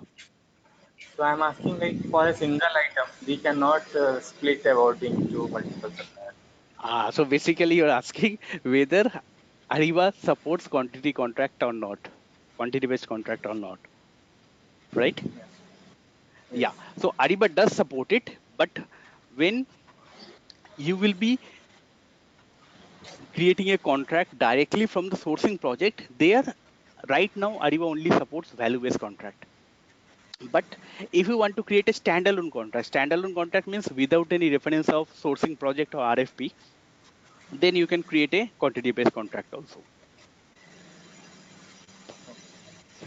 And why this particular thing is not used? If you look at this thing, when we will be going to the quantity, not quantity actually, when we will go to the contract, you will see. I will tell you that why Ariba, when it is implemented in any client side, why client will say I will not create a contract, standalone contract, that means without any reference to RFP, because you will see most of the customers or clients who are using Ariba, they will be saying to you, our first goal is to implement a procurement policy, and within the procurement policy it is always mentioned that at least 95% of the procurement process should happen according to the policy. 5% of exceptional thing, you know, company has to do it anyhow. So in that scenario, when a exception process, procurement process will run, okay, immediate requirement or unseen thing, you have to purchase immediately. So in that scenario, you will not go for sourcing. You will directly, create a contract, and you will not go for P2P. You will take a delivery offline, and then what you will do, you will create an invoice directly. But this kind of process generally hurts your client's business. Why? Because the procurement will be very, very costly in that scenario. So that is why in any client or any company, if you go for Ariba implementation, you will see 95% of the time it has to go through the S2P process. So that is why in the normal process, Ariba have not given the quantity based contract directly where when you are creating a contract from the RFP. There you will use a value based contract. Yeah. Any other queries, Satya? Just a general question, nothing related to. Actually, I'm working as SAP SRM consultant and Satya, currently working. once again, can you speak a little bit closer to the mic? Am I audible now? Yeah. Now you're audible. So it's a general question. I'm SAP Yeah. SRM consultant and currently also working on SRM project. So after this training, once I complete this training, Yeah. so can I attend Ariba interview and aspire, and like I aspire to work in a Ariba project. Yeah. Is that So possible, or I have to work yeah. other? So let me tell you on this thing part. See, same thing what you are going through right now, I have also gone through in 2011. Okay. So the thing is like our training course over here, you will see why, because I think yesterday and today, if you see our session, it is totally based on the process flow. So most of you will be thinking, Manoj, what about the configuration? Why? Because configuration is the most important part in your implementation. But remember, as I said, configuration is the important part, but when it will come, when you have prepared all the document as is to be gap document and BVP has been signed, then configuration will come into the picture. So for getting a full understanding of the training, you have to also look at the configuration. So configuration will begin next Saturday. So you will see over there how much deep we are going over there. So none of our session, I will not open a PPT and I will be, explaining the PPT concepts over there. Why? Because this is a practical training. And when we begin this particular session, basically the overview session, demo overview session, we told like this is actually a sessions which is aimed towards consultants who want to work in project, in implementation project directly. So once you complete this particular training, you can go to any implementation project, you can start working over there, obviously not as a lead consultant, obviously not as a lead consultant. Why? Because I will be giving that particular knowledge to all of you within these training sessions, but those things will be quite complex. So those things you have to work at a normal level for Ariba, then only you can go it. And immediately, let's say you are working in a first Ariba project, nobody will give you a lead position, right? So basically our, even when I started also, I was a SRM lead. From SRM lead, I went as a junior consultant in Ariba project. I have to go over there. Why? Because I need to go into the Ariba project. Then in the second project, third project, my designation was changed accordingly. So same thing over here. The thing is like once you complete this training, you can directly go and work in a project as a normal Ariba consultant, but not as a lead consultant. Lead consultant, you have to complete at least 2 projects or 3 projects in SAP Ariba. Then your company is going to give you that promotion and that role also. But yes, you can come after completing this training, you can go and start working in any implementation project. Okay, thanks. Yeah, welcome Satya. So remember, this is not only for you Satya, but this is for everybody. You will see from the starting, that means yesterday our training has started basically. Till the ending of the training, you will see there is no PPTs. All the documents will be uploaded in the G Drive. You can have a look at the documents. Our session is totally practical based. Why? Because everything you will be doing as Ariba consultant, you will be doing in the system. And just wait 1 week. On Saturday, you will be seeing how much complex we can go on the configuration side also. So then you will understand, the technique, the training session which we give. So basically, as told by ADAJ and also as told by us, this is not the first time we are doing. We are doing it for the last 2 years. Okay, more than 800 participant has taken training from us, and all of them are placed into good companies right now, and some even have moved on to the lead position over there. Okay, same thing will be applying for all of you guys. So you have to follow our methodology. Please follow our methodology. Don't study in a haphazard way. Why? Because we have designed this particular curriculum after taking the inputs of all the participants. When those participants were working you know in a good companies after their placement, so then only we made this thing as a what you can say must have within our session, that this is the curriculum.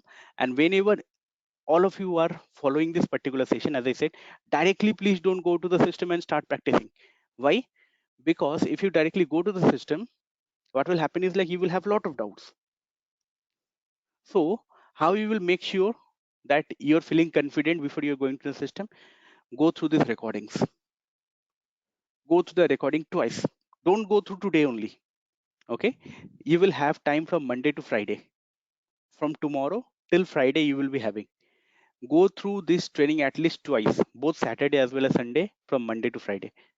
Okay, once you look after this particular training recordings, then you will be having some more query. Come back with those queries in the next Saturday and Sunday session.